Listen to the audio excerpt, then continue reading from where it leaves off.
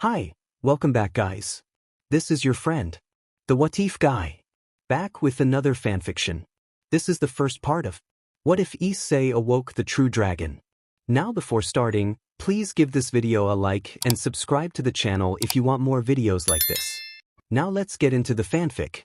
After the defeat of Trihexa, Issei Dxd, once a pillar of the Alliance and a hero of the underworld, managed to overcome the formidable foe and put an end to Risavim Levon Lucifer, the megalomaniac responsible for the near destruction of the planet. However, the battle took its toll, and Issei fell into a coma for 2 weeks due to the overwhelming power of his Diabolos dragon form. This form was powerful enough to not only match Trihexa but also to overpower Risavim with his sacred gear canceller. Alongside Asia, who had just unlocked her balance breaker using Fafnir, they defeated the threat known as the Cow's Brigade. When Issei finally awoke, he was relieved to see that Asia was in a much better condition, despite still being in a comatose state. At Citri Hospital, Issei slowly regained consciousness.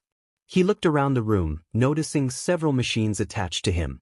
Next to him was Asia Argento, the heroine who had fought valiantly alongside him. He smiled at her, grateful that she was safe. He then spotted another woman sleeping beside him, his mother, Miki Hayu. Issei called out to his mother, who groggily responded, only to suddenly wake up in shock upon realizing he was awake. Miki rushed to his side, expressing her overwhelming joy at seeing her son open his eyes after such a long time. She playfully hoped he hadn't been dreaming anything inappropriate. Issei reassured her that he was fine, and soon after, his father, Goru, entered the room, equally emotional at the sight of his son awake.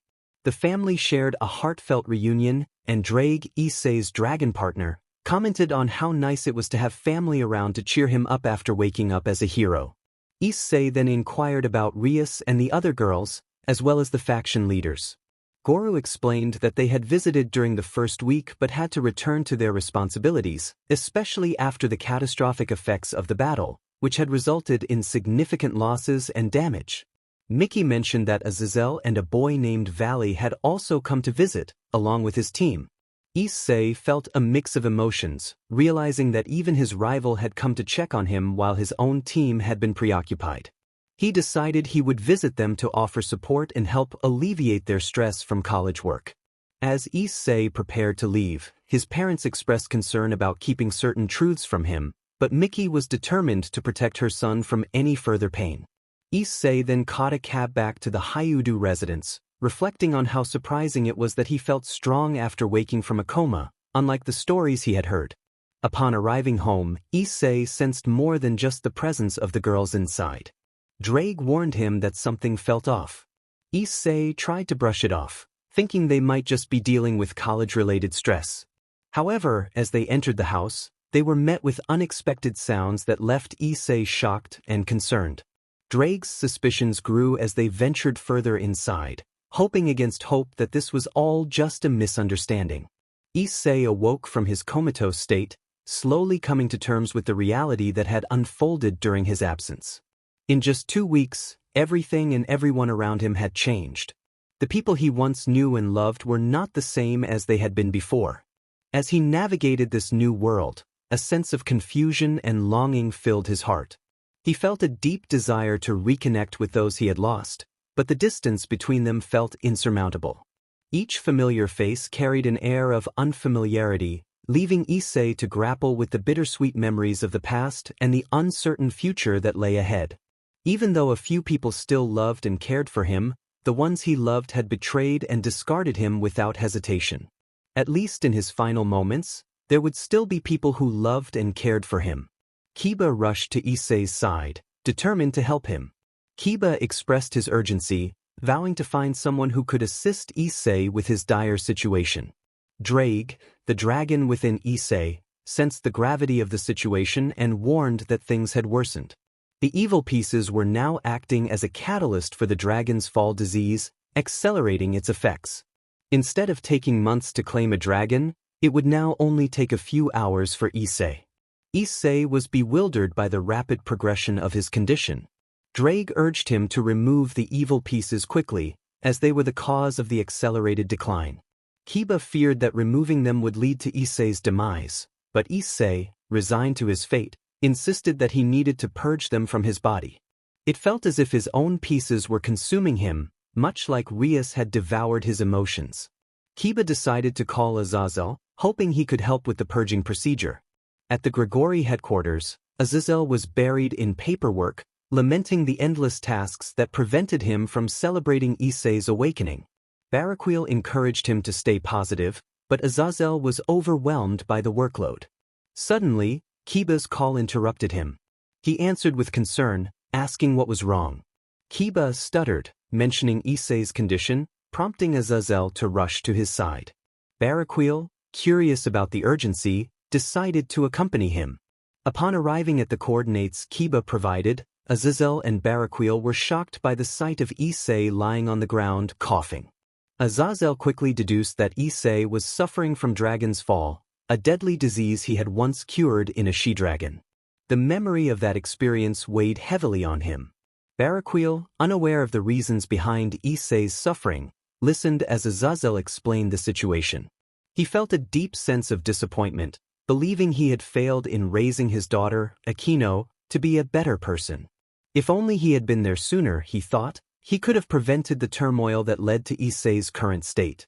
Approaching Issei, Barakwil expressed his sorrow for his daughter's actions, bowing his head in shame. Azazel felt sympathy for his friend, knowing that he had sent Barakwil on a mission that left his family vulnerable. To their surprise, Issei urged Barakwil not to blame himself, insisting that he was not responsible for the betrayal. He declared that he would never help or love Akino or her peerage again. Barakwil understood Issei's feelings and turned to Azazel, asking if there was a way to help him. Azazel explained that Issei needed to mark someone as his mate immediately while he figured out how to. Remove the evil pieces. Issei expressed concern about Surzex, but Azazel reassured him that Surzex would understand, even if it would hurt him to hear about his sister's actions. Azazel decided to call Issei's parents and the Valley team, knowing they would come quickly upon hearing of Issei's condition. Within moments, they arrived at the scene. Valley and Kuroka rushed to Issei's side, alarmed by his state. Lu Fei recognized the symptoms and identified the illness as Dragon's Fall, one of the most notorious diseases affecting dragons and their wielders. She realized that Issei was in an advanced stage of the disease and that the evil pieces were exacerbating his condition. If they were not removed soon, Issei would face a tragic fate. Arthur inquired about the disease, and Lu Fei explained that it was unique in that it was not caused by a pathogen or curse, but rather by betrayal. The initial stages began with a cracking heart, leading to coughing up blood and eventual paralysis, culminating in death. Kuroka felt a wave of despair wash over her as she processed Lu Fei's explanation. She understood that Rias and her peerage had betrayed Issei, and it pained her to think that her sister had mated with another man. Though she felt a fierce desire to confront her sister, she held back, knowing that Issei would not want her to act on such feelings. Kuroka wept for her lover's dire condition and her sister's actions towards him. She realized that she should have brought her sister along, hoping it would have made her a better person. Kuroka expressed her sorrow for what had happened, feeling guilty for not being there when Issei needed her the most. Issei, despite his pain, reassured her that he did not blame her for her sister's choices, stating that her sister was old enough to make her own decisions. He made it clear that he would never love or forgive her sister for the betrayal but promised not to harm her or cause her trouble again. Kuroka felt a flicker of hope knowing that Issei still held some affection for her, but she felt utterly helpless witnessing his suffering. She would do anything to ensure his survival.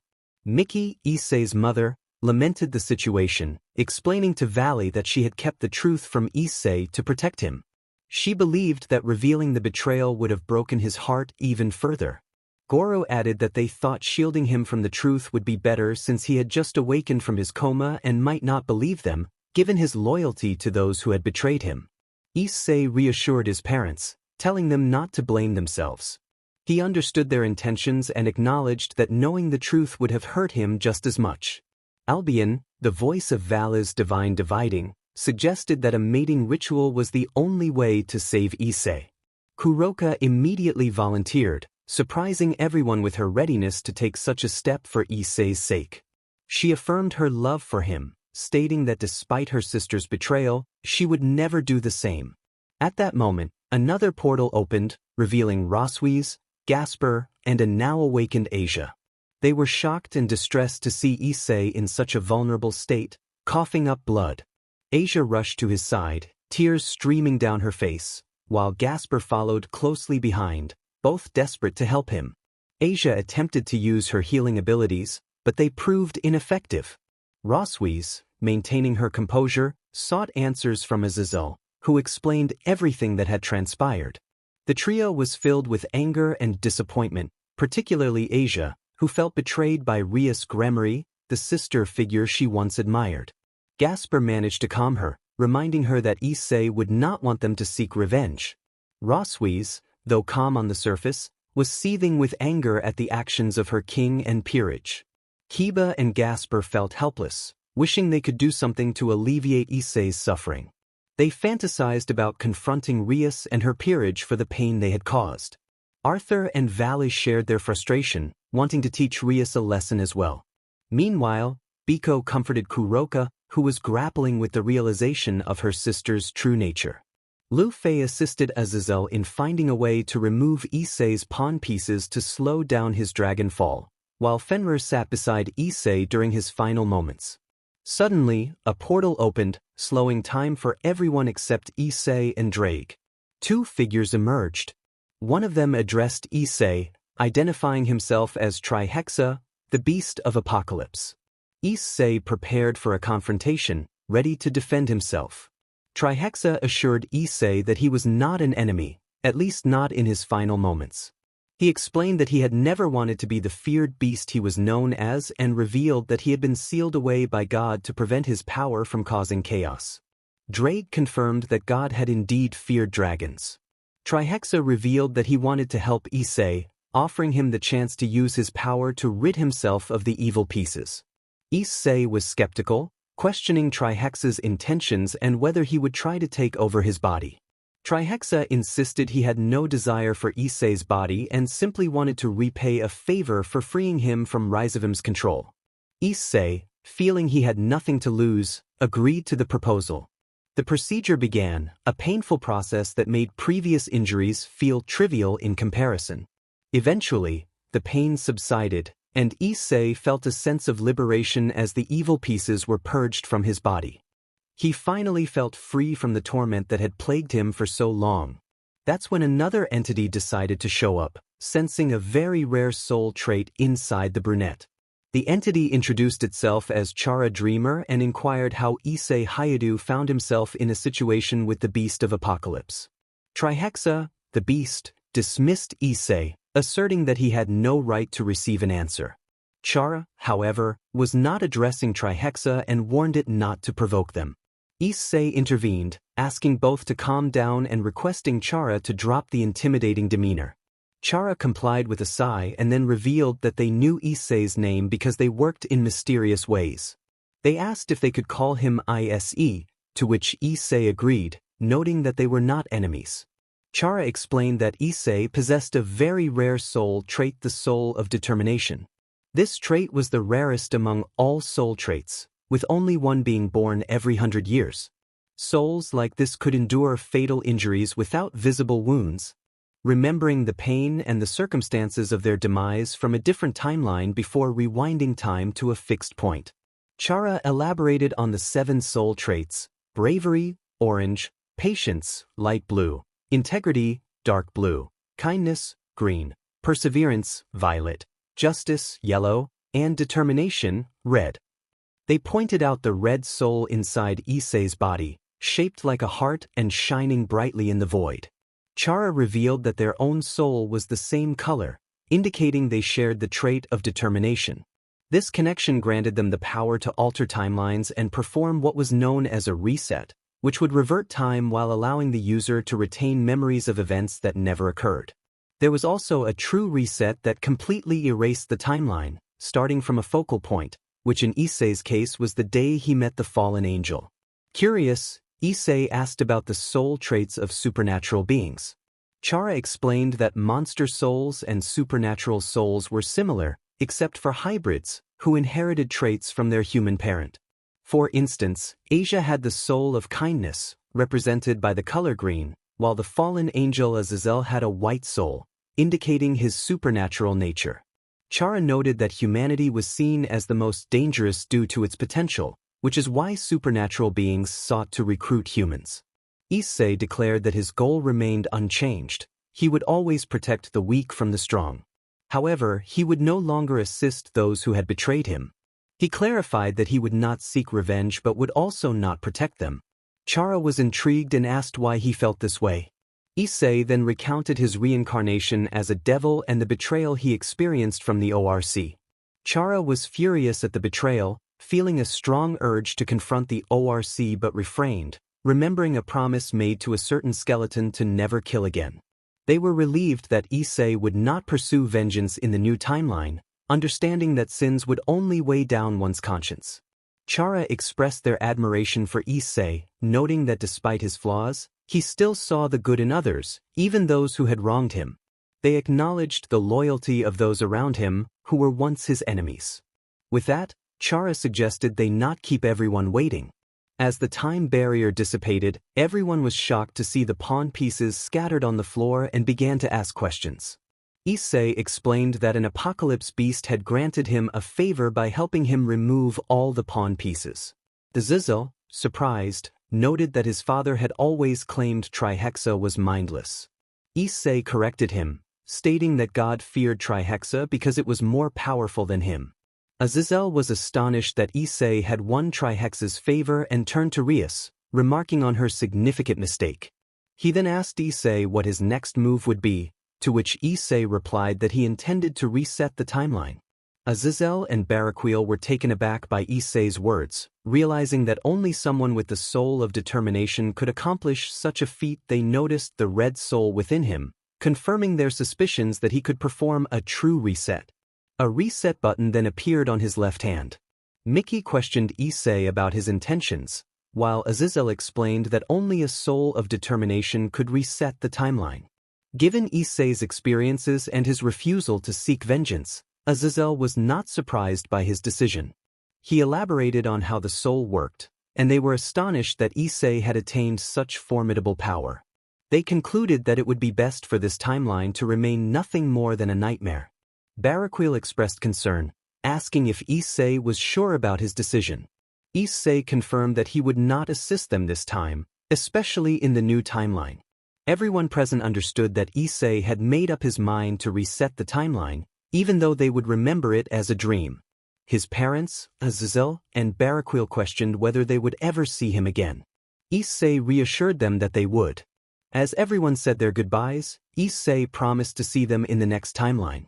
With a true reset, the people in the forest would remember everything as if it were a lucid dream, while others would have no recollection at all. Previously, Issei had been surrounded by those who genuinely loved and cared for him during his final moments. Suffering from the dragon's fall, accelerated by the evil pieces, he realized his time had come. Suddenly, he was pulled into a dimension where time did not exist by two entities, Trihexa and Chara Dreamer. The former granted him power, while the latter explained the necessity for him to fight against stronger opponents and emerge victorious, fueled by determination. After much contemplation, Issei decided to commit to a true reset, erasing the timeline and beginning anew. Now, Issei found himself sleeping in his old bed, the one he had before everything began, before he had been used as a tool. It felt like he had truly returned home, not the home that had changed when Rias and her female peers moved in, but the one where he was the only teenager living. As he yawned and greeted his companions, Draigg and Trihexa returned the greeting. Issei noted that the reset had worked. He was back in his old room and house, marking the beginning of the timeline once again. Draigg confirmed that it indeed looked like his old house, before Surzex had remodeled it into a celebrity residence. Issei admitted that he had never liked the remodeled house, feeling it was too large for his taste. He had always preferred a smaller space. Looking out, Issei felt nostalgic as he recognized his old home. He had longed for such feelings but had been unable to experience them due to the girls taking over his bed. Despite this, he had allowed them to do as they pleased until they discarded him without remorse or consideration for his feelings. He resolved that this new timeline would be a fresh start, one where no one could use or toy with him again. Issei decided to make some changes to his behavior and expressed his intention to rid himself of his perversion. Draigg was thrilled to hear this, relieved that he would no longer have to endure the term "appay" in his life. Trihexa chuckled at Draigg's reaction, assuming it was a positive change. Just then, a call came from downstairs. It was his mother, calling him to breakfast on a regular school day. She was preparing the table for her husband and son. Issei quickly made his way down, surprised at how early he was ready for school, which usually required his mother to wake him up. His mother greeted him cheerfully, while his father teased him about waking up early, jokingly asking if it was for a new girlfriend. Issei flinched at the comment, prompting his mother to playfully hit his father. After calming down, Goro decided not to tease Issei further. Issei chuckled at their antics, missing such moments. He explained that he had decided to change his behavior a bit, specifically mentioning his intention to cut down on his perversion. His parents were taken aback, looking at him as if the world had ended. They sensed that something significant had occurred to prompt this change, likely related to the events of the previous timeline. His mother asked if it was because of the girls, to which Issei confirmed that he had made a promise to himself in the previous timeline to never be manipulated again due to his desires. He also acknowledged that his previous behavior had hurt them. Goro expressed pride in Issei's decision to change for the better, emphasizing the importance of staying determined despite the challenges he faced. Issei thanked his father and realized he was running late, quickly saying goodbye to his parents. As Issei rode his bike to school, he felt a sense of renewal. A new life had begun for the boy who had endured so much in a short time, all stemming from a date gone wrong. This time, he was determined to be cautious and not fall prey to manipulation, reflecting on how easily he had been deceived by the girls who had used him for their own benefit. During his thoughts, Issei parked his bike in the school parking area. He entered the classroom and approached two of his friends, Matsuda and Motohama, who were engrossed in magazines. Issei sighed, realizing that some things never change, especially with these two. He felt tempted to read the magazines but managed to resist, recalling how such desires had led to his downfall in previous timelines. He greeted his friends, who responded enthusiastically. Matsuda suggested they sneak a peek at the kendo club changing that day, but Issei declined, feeling content to pass.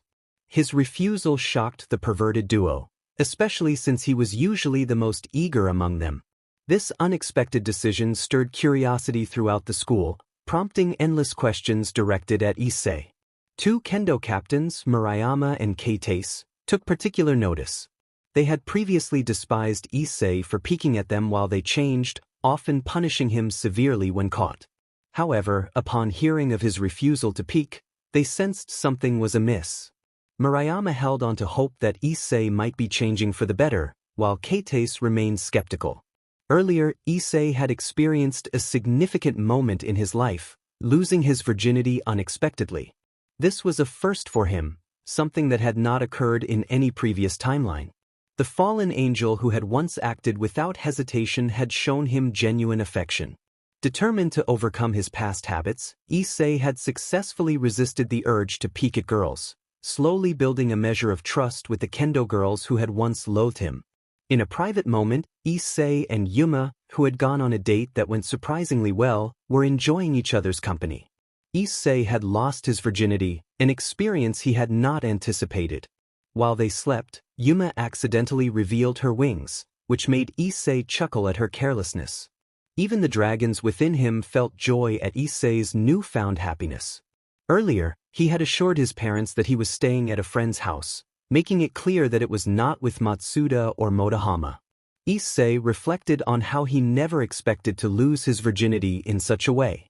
His inner voices, Draigg and Trihexa, commented on the surprising nature of his past experiences, noting how he had been surrounded by women yet remained a virgin. Yuma woke up and realized they had shared a wonderful night.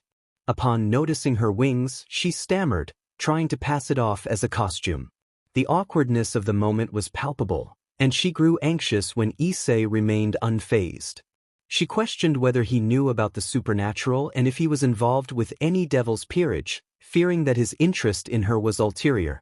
Issei reassured her, acknowledging that he knew she was a fallen angel but clarified that he had no ties to any devil's peerage. He expressed that despite her being a fallen angel, she possessed a kind heart. Yuma was moved by his acceptance and asked if he truly did not mind her nature. Issei affirmed that he loved her for who she was, not for her lineage. Overwhelmed with joy, Yuma realized she had longed for someone to love her unconditionally. Since her fall from grace, she had felt invisible, but Issei's words resonated deeply with her. Initially, she had merely had a crush on him, but in that moment, she recognized her true feelings and vowed to stand by him. Grateful, Yuma expressed her desire to officially be his girlfriend, to which Issei happily agreed. They embraced, feeling a profound connection that promised a lasting bond. Issei then asked Yuma how she had fallen, but he quickly realized it might not have been the best question to pose. Yuma, however, felt it was important to share her story. She revealed that her true name was Raynare and that she was a fallen angel of Grigori, serving under Azazel. With Issei's acknowledgement of her existence, she felt comfortable explaining how she had fallen, recounting her journey of following a former angel who had become one of the founders of the fallen race. Raynare felt a blush creep onto her cheeks as she admitted to having a crush on him, even when she was an angel. Issei, curious, asked if the man she referred to was Azazel. Raynare nodded in confirmation, and Issei made a mental note to discuss this with Azazel later. Raynare expressed her surprise that Issei accepted her without hesitation, noting that fallen angels were often more despised than devils. She explained that they had not chosen their fate, while angels had made choices that led to the existence of fallen angels. Issei reassured her that he did not hate her. In fact, he loved her more than anyone else. He reminded her that he still had to go to school, as he was a student. As he moved toward the door, he suddenly remembered he could teleport to school anytime he wanted. He opened a portal, and Raynare watched in awe at his magical ability. Raynare questioned whether Issei had lied about not being part of the devils. Issei quickly calmed her fears, insisting that he was not part of any devil peerage and never would be. Raynare sensed a hint of resentment in Issei's voice when he mentioned his history with the devils. He recalled the previous timeline, where he had been betrayed and discarded by the girls he trusted. Seeing him distressed, Raynare took his hand and promised to always be there for him, no matter what. Instantly, Issei felt a wave of happiness wash over him, grateful to have someone who would stand by him. As Issei made his way to school, he noticed a familiar beauty who seemed confused and angry at his sudden appearance. Rias had expected him to die, allowing her to reincarnate him as her servant without any issues, ensuring his loyalty to her. Unbeknownst to her, Issei had learned of her plan from a friend beforehand. In a flashback, Issei remembered heading to a date with Yuma, now Raynare. He spotted a blonde knight, Yuto Kiba, who had been his loyal friend in the previous timeline. Kiba had come to warn him about Rias's intentions. Upon seeing Kiba, Issei embraced him and asked why he was there. Kiba revealed that Rias planned to have Issei killed so he would become her eternal servant. Issei was frustrated to learn that Rias had not changed her ways, even in this timeline. Kiba, feeling helpless, remained silent. Issei placed a reassuring hand on his shoulder, telling him not to blame himself for Rias's actions. Kiba then questioned why Issei had accepted Rias's date proposal, given her betrayal in the past. Issei explained that he had not always hated her. He had once been afraid to confess his feelings, still holding a part of his heart for her.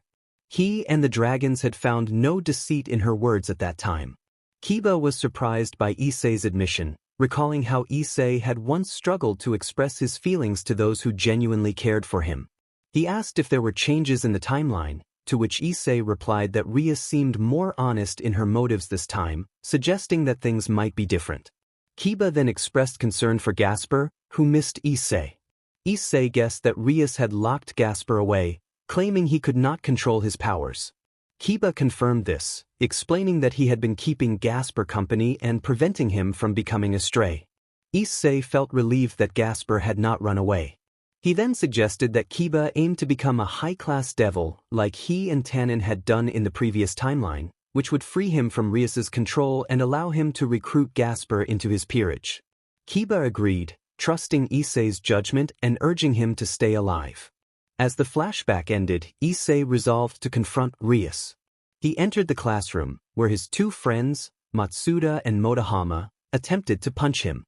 However, he easily caught their fists and playfully smashed them together, causing them both to wince in pain. Issei sighed and asked why Matsuda had tried to attack him. Matsuda explained that they hadn't come to peek at the girls, and instead, the girls had beaten them up for it. Motohama added that if Issei had been there, at least they could have faced the consequences together. Issei replied that he would rather not get beaten for no reason. He felt more like a scapegoat than a friend to them, even back when he had been a pervert. He assured them he would no longer peek, having made that very clear before. Matsuda tried to protest, but Issei cut him off, insisting there would be no more excuses. He then decided to take a seat just as a teacher arrived to introduce a new transfer student. The teacher announced that a new student would be joining them. The transfer student approached, and Issei was shocked to see Raynare standing before him, having transferred to the school. He knew this would lead to many rumors and misunderstandings. Raynare introduced herself as Yuma Amano from the Kanto region and asked everyone to take care of her. The students, especially the boys, cheered for the new female student. A female student then asked if Raynare had a boyfriend. Raynare confirmed that she did and mentioned that she had joined the school to be with him.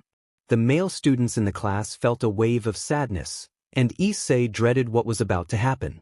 He had just managed to stay out of trouble with the school, and now he was being pulled back in. He was particularly concerned because the school was filled with devils who could easily target Raynare, especially with a certain entitled girl who might take issue with her presence. Matsuda asked who Raynare's boyfriend was, and she pointed to Issei. He lowered his head, feeling as though he had just kissed his school life goodbye. The male students might now resent him, but he steeled himself to face the consequences. Keitase expressed disbelief that Raynare was with Issei, and he felt a twitch of annoyance. He understood her disdain for his past actions, but hearing her speak about him to someone else irritated him. Raynare defended Issei, stating that he was no pervert and was quite the gentleman, especially towards her. The rest of the day was chaotic, with the boys in despair over a former pervert having a girlfriend, while the girls were shocked that the notorious Issei had managed to find someone. Issei just wanted the day to end so he could go home. The teacher instructed Raynare to sit next to Issei, noting that he was trying to change his behavior. Raynare asked Issei if he was happy to see her, and he replied that he was more worried than anything. When she inquired why, he explained that the school was a hotspot for supernatural activity, with devil heiresses attending. Raynare was taken aback and asked for clarification. Issei informed her that two devil heiresses, Rias Gremory and Sona Citri, were studying at the school, with Rias being the president of the Occult Research Club and Sona the student council president. The next day began with Issei feeling the pressure of a woman at his neck. Rias Gremory had entered his house without permission and had the audacity to hypnotize his parents. Issei was furious, especially since he had just learned from an old friend that she would actually go through with it. Chara stood next to Issei's parents, ready to protect them with a knife in hand, prepared to strike if Rias attempted to harm them. Issei was beyond angry, recalling how much he despised Rias from both his past life and the current timeline. He wanted to confront her but refrained from acting out of concern for his family. Thankfully, his parents were unconscious due to Issei successfully breaking Rias's possession spell. Issei confronted Rias, expressing his outrage at her nerve for entering his home and hypnotizing his parents. Rias struggled against him, her devil strength proving ineffective against his own. Despite her attempts to fight back, Issei only grew angrier. He declared that his strength came from training hard every day, unlike her reliance on her destructive powers. Rias, still struggling, was taken aback by his knowledge of her identity and the consequences of her actions. Issei tightened his grip on her, warning her that this was a serious warning. He opened a portal to the school and commanded her to leave, making it clear that if she ever threatened his family again, the consequences would be dire. Issei threw the heiress of Gremory into the portal and closed it immediately. He then rushed to check on his downed parents, relieved when Chara assured him that they were unharmed. Raynare reminded him that they would be involved in a much larger scale of events in his life, hinting at a possible encounter with Lucifer himself, given that Issei had hurt his little sister. Issei expressed his indifference towards personal grievances, stating that he could forgive anyone who hurt him. However, when it came to his family and friends, he would not tolerate any harm done to them. He declared that he would strike down anyone who dared to hurt his loved ones. Both Raynare and Chara understood his sentiments. They knew that if their family members were threatened, they too would take action against the responsible party. Just then, his parents began to wake up. Mickey asked what had happened, and Raynare informed her that Rias Gremory had come to their home.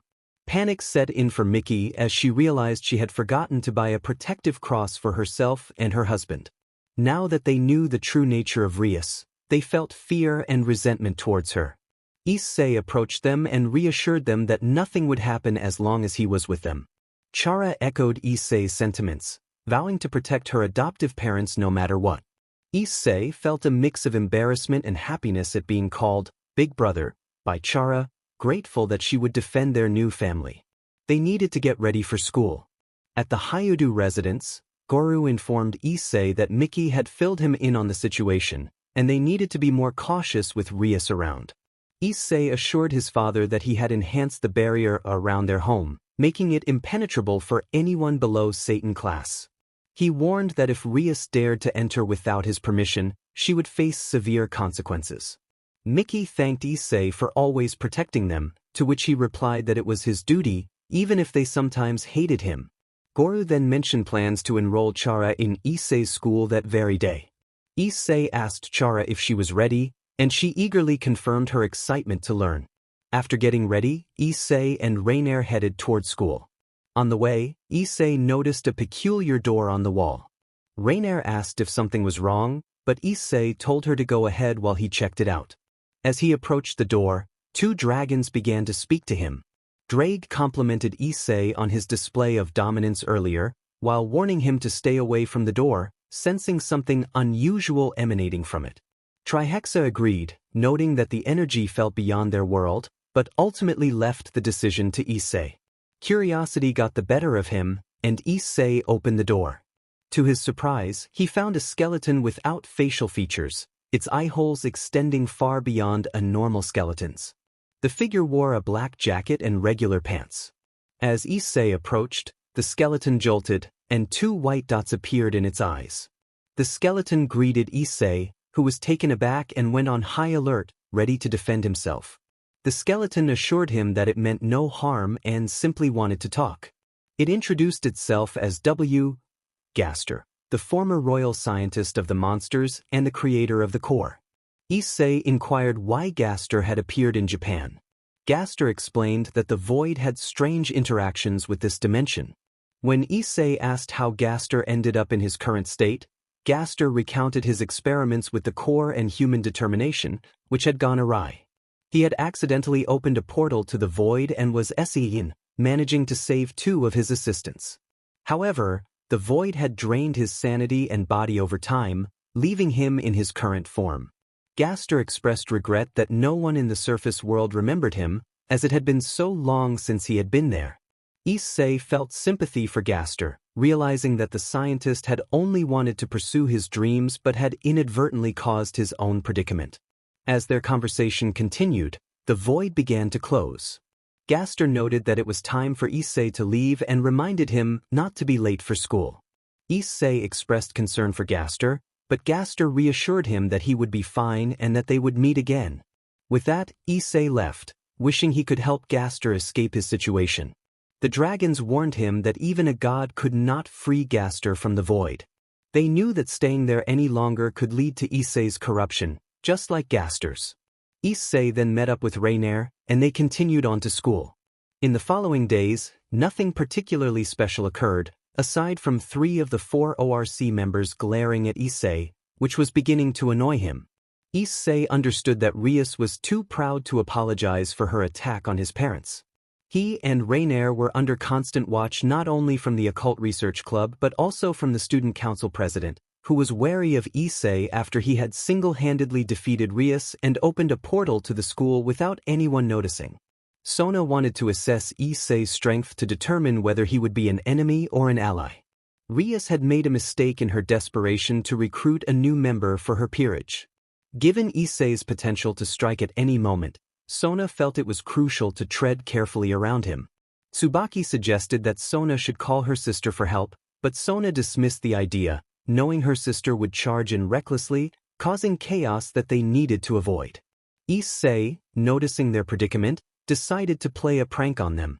He quickly called Raynare and Chara, planning to knock them out and transport them to Freddy Fazbear's pizzeria.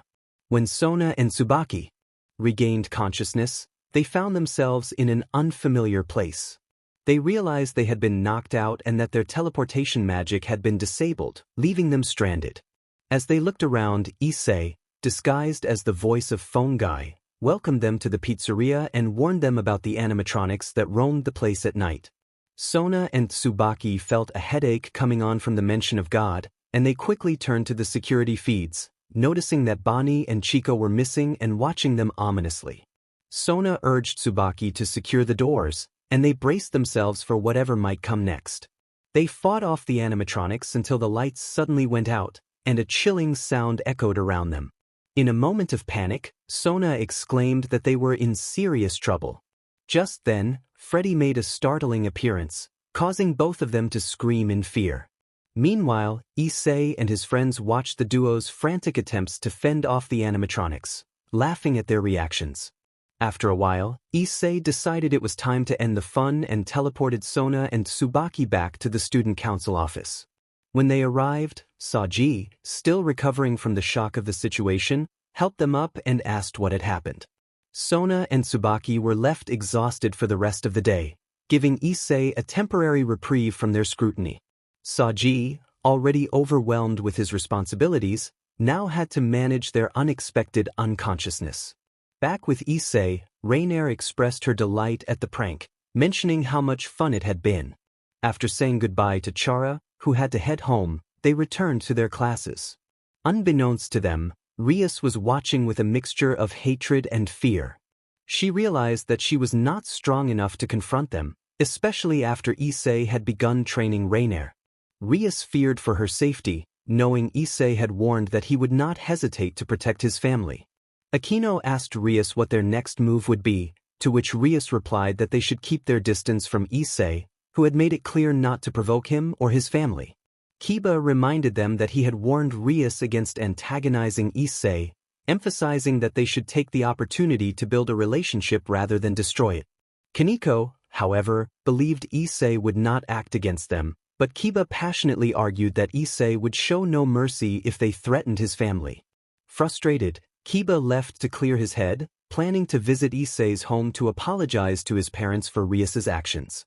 Rias, shocked by Kiba's outburst, along with Kaneko and Aquino, decided to end their day and head to their classes. 3 days later, Issei was seen training Raynare, drawing from his experiences in the previous timeline. Chara was nearby, happily enjoying her favorite chocolate. During their sparring session, Issei noticed several weaknesses in Raynare's fighting style, particularly her over-reliance on her light spears and her lack of physical strength. He decided to focus on enhancing her magical abilities and stealth skills, knowing her potential as an assassin. Issei informed Raynare that he had assessed her skills and had both good and bad news to share. She chose to hear the bad news first, which Issei delivered bluntly, noting her physical skills were lacking to the point that even an adult human could easily overpower her. Raynare pouted at his harsh words, but Issei found her expression endearing. When she asked for the good news, Issei revealed that her magical reserves were exceptional. Even without training, her magic was on par with a high-class devil, and with enough practice, she could reach the level of a cadre-class fallen angel. Not to mention, even if one struggles with physical strength, they can compensate with stealth tactics. Issei had a tough time detecting Raynare during their sparring match. Overall, she resembled a glass cannon, capable of dealing massive amounts of damage, but even a quick blow could defeat her. Raynare acknowledged this and asked what Issei would suggest. He recommended that she modulate her light spears into something like a light sword or a knife, which would allow her to defend herself for a longer time. He explained that light energy could be shaped like clay, and with its stability, she could even create a flash grenade to blind enemies while severely damaging devils. Raynare agreed to start training, and Issei mentioned he would train on his own as well. He then turned to his companions for advice. Draigg informed him that he had discussed training with Trihexa, who would help increase Issei's durability and magical abilities. Trihexa noted that given Issei's strength, it was only a matter of time before stronger beings would challenge him. While he could keep up with heavenly dragons, he still had a long way to go if he were to face Ophis or Great Red. With determination, Issei began training with the dragons, enhancing his durability to that of a Satan-class being even without his balance breaker. He also learned several new moves, including Extinction Ray, Extinction Sphere, Annihilate, and Blazing Inferno of Scorching Flames. Later, while shopping with Raynare, they heard a girl's scream. Issei immediately recognized the voice and rushed toward the sound, leaving Raynare puzzled about his sudden reaction. Asia, feeling clumsy, was relieved to see Issei and jumped to embrace him. She had been waiting to meet him after the reset, remembering everything that had happened. However, before she could ask anything, she felt a chill run down her spine as Raynare approached. Raynare greeted Issei and recognized Asia, causing Asia to panic. She remembered Raynare as the one who had harmed her and sent her into a life she never wanted. Hiding behind Issei for protection, she felt reassured when he promised she would be safe. In fear, Asia asked Raynare what she was doing there. Raynare attempted to calm her, insisting she never wanted to hurt Asia. Issei explained that Raynare was his girlfriend, which caused Raynare to blush and left Asia in shock. The unexpected revelation overwhelmed Asia, and she suddenly collapsed. Issei and Raynare quickly took her to a nearby park to rest. As she lay on Issei's lap, Raynare tended to her. When Asia regained consciousness, she struggled to process the idea of Issei and Raynare together. Issei decided they both deserved an explanation, and Asia listened intently as he recounted the events leading up to that moment. Waking up in his old house, meeting Raynare in her Yuma form, dating her enrolling in Kuo Academy, Rias hypnotizing his parents, and finally his pranks on Sona and Tsubaki. Feeling out of place and realizing how much she had missed, Asia struggled with the changes, especially regarding Raynare's transformation and Rias's behavior. Her thoughts were interrupted when 3 fallen angels appeared, intent on taking Asia with them. Raynare confronted the fallen angels, stating her loyalty to Issei and Azazel, refusing to join Kokabeel. Donasik threatened that Raynare would perish with them, and as he prepared his light spears, a familiar voice interrupted. Chara arrived, having been sent by their mother to bring them home. Just then, Donasik attacked Chara with a light spear, but she swiftly countered, slicing the spear in half with her knife. Chara confidently asked why they had attacked her. Calawarner dismissed her, but Mitlet charged at Chara. Issei quickly strategized, instructing Chara to deal with Mitlet while Raynare protected Asia. He would take on Calawarner and Donasik. Chara and Raynare acknowledged their roles, and Asia felt a twinge of jealousy at Raynare calling Issei honey, but she focused on the battle. Chara skillfully dodged Mitlet's attacks, showcasing her experience from previous encounters. Mitlet was seeing red. This human, who appeared weaker than her, was easily evading all her attacks. Growing bored, Chara decided to end the encounter. With a smirk, Chara mused about how a wingless angel would look. Raynare quickly covered Asia's eyes. Chara drew a knife and severed both of Mitlet's wings. Mitlet screamed in pain, now becoming the very thing she once despised. She looked at Chara with a mix of fear and hatred. Chara proclaimed that it was time to finish this, warning Mitlet not to look down on humanity in the next life, or she would face a much worse fate. With that, Chara delivered a swift strike, and Mitlet burst into a flurry of feathers. Meanwhile, Issei was facing his own challenges. He had given 2 fallen angels one chance to leave, warning them that refusal would lead to a miserable end. Calawarner dismissed his threat, but Issei was unfazed. He transformed into his red armor, startling Calawarner and Donaseek while delighting Raynare and Asia, who knew the fallen angels were in serious trouble. Calawarner urged Donaseek to escape, but Issei lunged at Donaseek, using his power to eliminate him instantly. Fearful, Calawarner attempted to flee, but Issei used his dragon claws to immobilize her. She pleaded for mercy, but Issei reminded her that he had given her a chance. He unleashed a powerful attack, ending her life as well. With the battle concluded, Issei noticed Chara approaching the group unscathed. Raynare, filled with admiration, asked if he was the Red Dragon Emperor. Issei confirmed this, and Raynare was overjoyed, realizing her boyfriend's true strength. Yet she assured him that she loved him for who he was, not just for his title. Issei, feeling a blush rise at her words, reassured Asia that he hadn't forgotten about her. He mentioned that his parents missed her and would love to meet her. Asia expressed her own longing to see them again. Later, at the Hyudu residence, Mickey called for Issei and Raynare. Issei introduced Asia, who greeted Mickey warmly. The Hyudu couple embraced Asia, their adopted daughter, after a long separation. Issei, Raynare, and Chara decided to give them time to catch up and headed to their rooms to rest. 3 days later, the Hyudu couple enrolled Asia and Chara in Kuo Academy, which went smoothly. Asia had no trouble with Japanese, recalling her past life clearly. Meanwhile, Issei and Raynare were on their way to school when they were approached by Sona and Tsubaki. Issei instinctively guarded Raynare, but Sona assured him they only wanted to talk. He agreed to accompany them on the condition that they wouldn't harm him or his family, to which Sona consented. Sona asked Issei if he played chess, and he confirmed that he did. She invited him for a game, and they headed to the student council office where the members were gathered. Sona asked if he preferred black or white pieces, and Issei chose black. As they began, Issei's dragonic intellect allowed him to anticipate Sona's moves. When she moved her bishop, Issei countered with his knight, threatening her peace. Sona then inquired why he had attacked Rias. Issei explained that she had attempted to use his parents as hostages to manipulate him, but her plan had failed.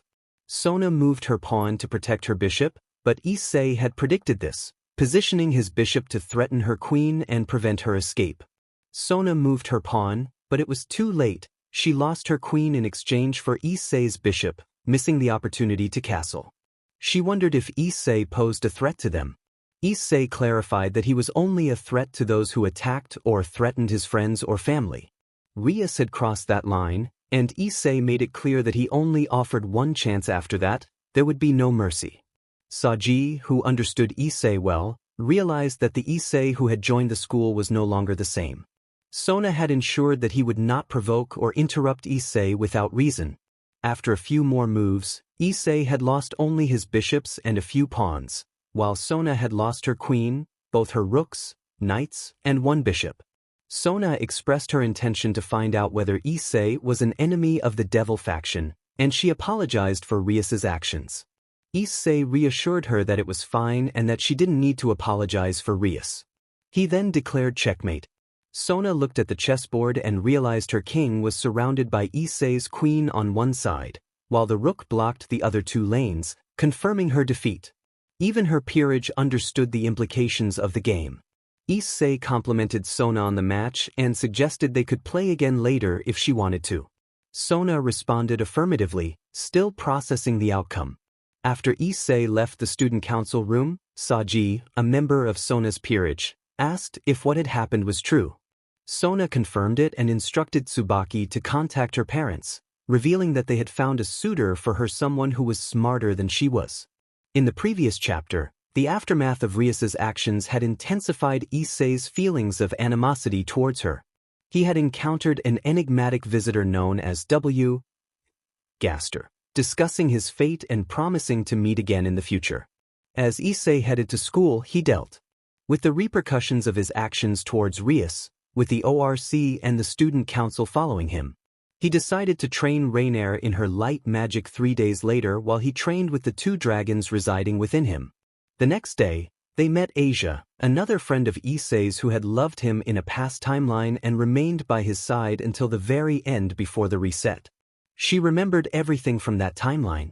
They encountered 3 fallen angels who sought to bring Raynare back and take Asia for her sacred gear, but they met their end in the confrontation. The 4 of them returned home along with Chara, who had joined them for some fun. The following day, Issei had a conversation with Sona while playing chess, which he won, resulting in his betrothal to Sona Citri. As Issei walked through the halls of Kuo Academy, he reflected on the recent events, the reset, the changes in this timeline, and the chess match. Draigg, the dragon within him, initiated a conversation about the game. Issei insisted he hadn't cheated, and Draigg confirmed he knew that. Draigg shifted the topic to the aftermath of the game, reminding Issei that he was now officially Sona Citri's fiancé. Issei lamented the impact this would have on his relationship with Raynare.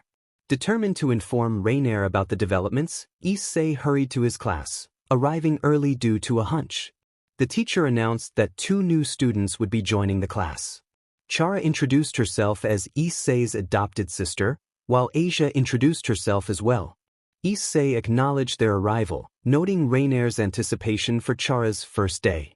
Murayama questioned Chara's connection to Issei, prompting Chara to clarify her status as his sister.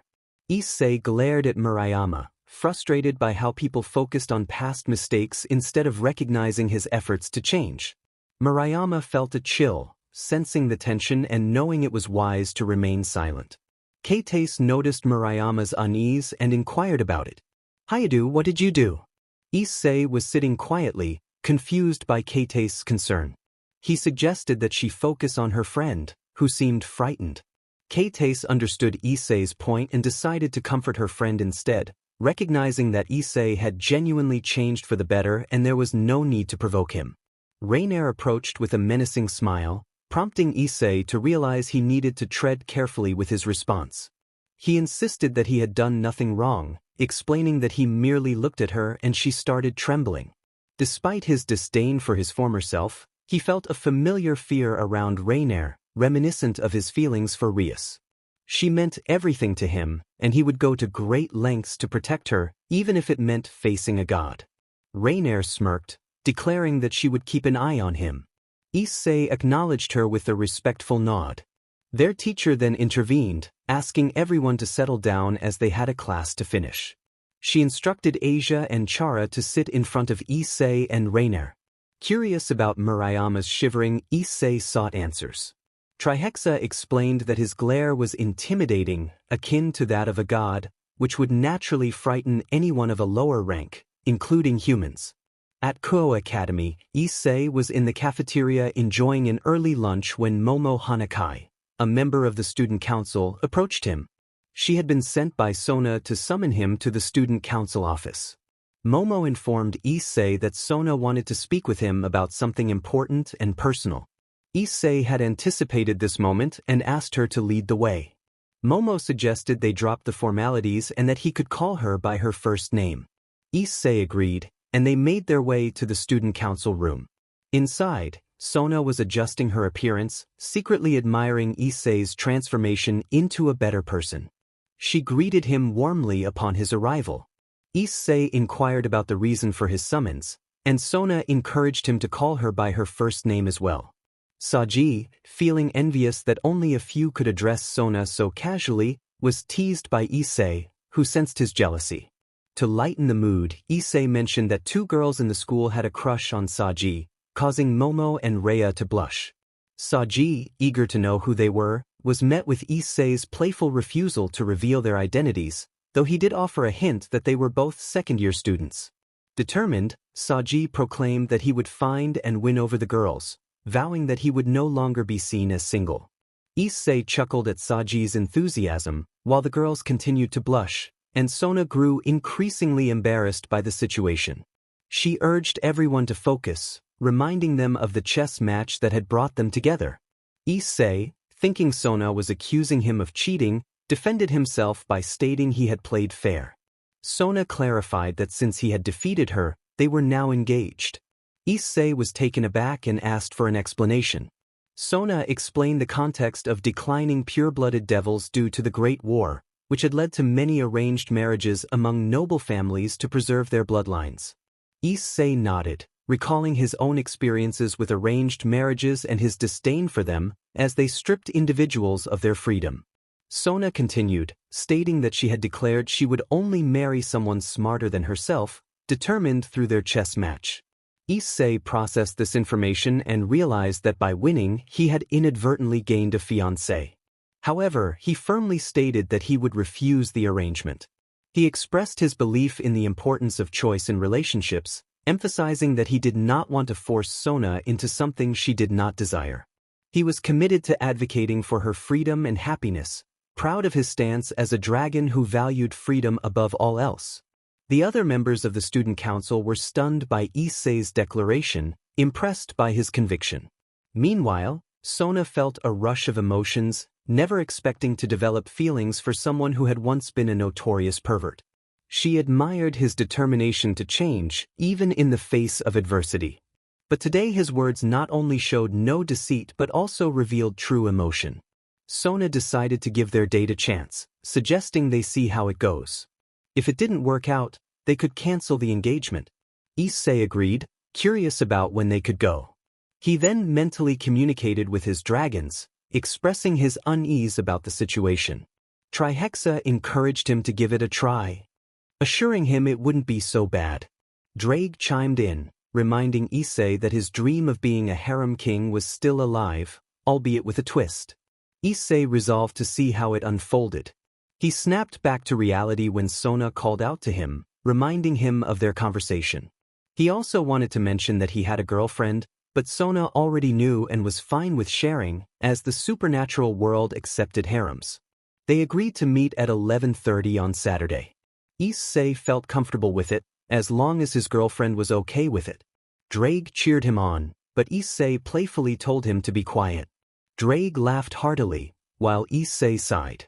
Sona reminded him that he needed to go to class, and he bid her farewell, feeling hopeful as Saji, his friend, was pleased that Issei might have found true love. Later that night at Kuo Academy, Issei walked through the hallway with Raynare when Rias passed by. He tried to ignore her, but she stopped him to congratulate him on his victory against Sona. Issei reminded her to call him by his last name, Hyudu, and Rias warned him about someone else who might come after him now that he was engaged. Issei knew she referred to Seraphal Leviathan, with whom he had become friends and rivals in a previous timeline. He was one of the few who called her Sarachan. Issei reassured Rias that he could take care of himself and was surprised she took the time to warn him, considering their first meeting. Rias's expression shifted from smirking to shock and then to anger as she recalled how he had easily defeated her pride just days ago. She informed him that Seraphal was Sona's older sister before deciding to leave, not wanting to waste her day talking to him. Issei responded casually, teasing her, which made Rias visibly annoyed, but she managed to keep her composure. Raynare, confused by the exchange, asked what had just happened. Issei turned pale, realizing he was in trouble, and even his dragons found humor in his predicament. Raynare pressed him for an explanation, fearing they were breaking up. Issei quickly reassured her that he would never leave her, explaining that he had unexpectedly become engaged. Raynare was curious about how that happened, so Issei recounted the events leading to his engagement with Sona, including winning a chess match that came with the condition of being engaged if he outsmarted her. Raynare took the news surprisingly well, acknowledging that she knew Issei well enough to understand that attracting other girls was inevitable for him. She accepted the fact that he would have other girls interested in him, but made it clear that she wanted to be his first priority. Issei agreed, and they decided to head to class together. Later that night, in an abandoned warehouse, Rias announced that they were sent to eliminate a stray devil. The group prepared for the task ahead.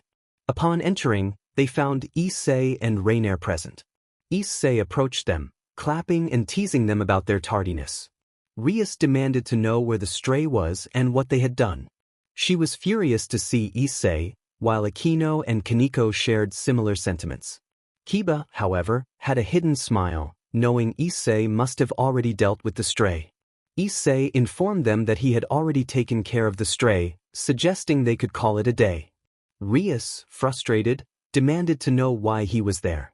She flared her aura to assert her authority, joined by Akino and Kaneko. In response, Issei flared his own aura, overwhelming them with his power and leaving them momentarily stunned.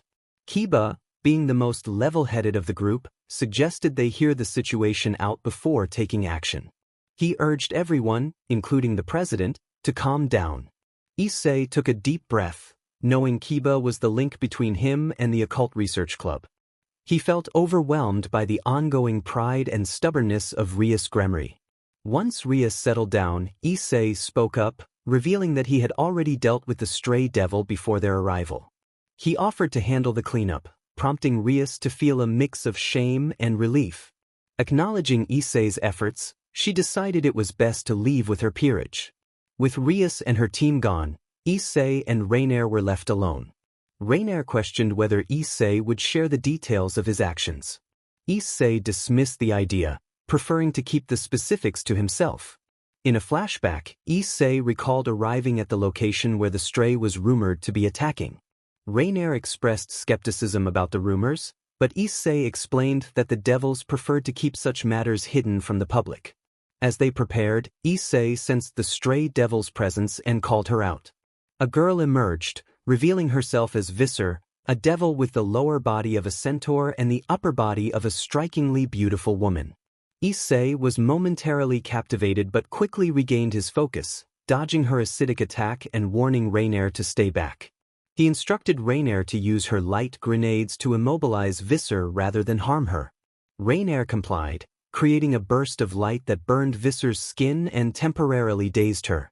Seizing the moment, Issei charged and delivered a powerful punch, sending Visser staggering back. However, she retaliated with a kick that pushed Issei a few meters away. Raynare checked on Issei, who reassured her that he was fine and focused on containing Visser. He sensed something deeper in Visser's actions, believing she was seeking an end to her suffering. As Visser charged at them, she screamed in fury, but Issei stood firm, determined not to give in.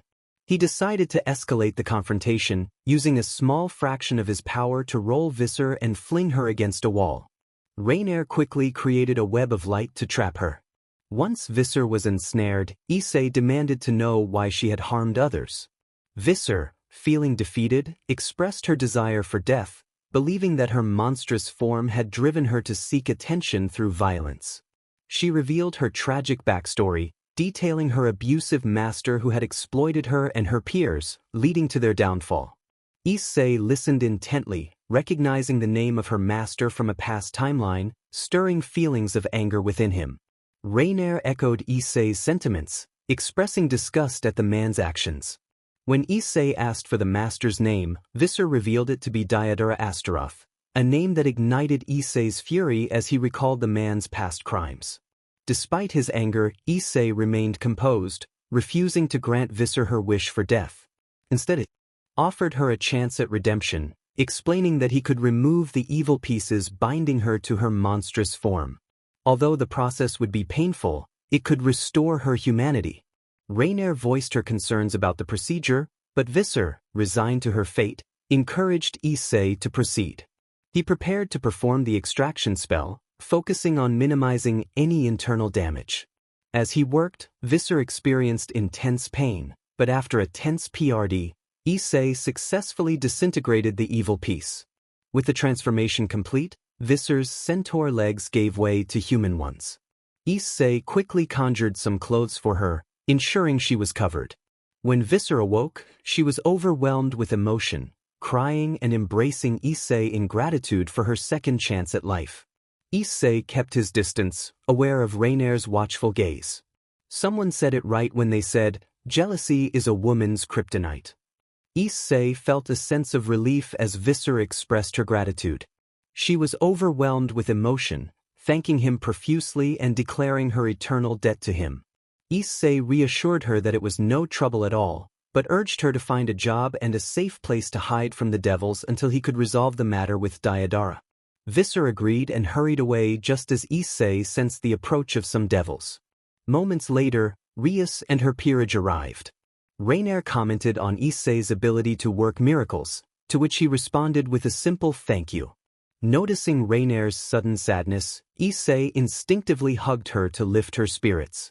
He asked if she felt better, and she nodded in affirmation.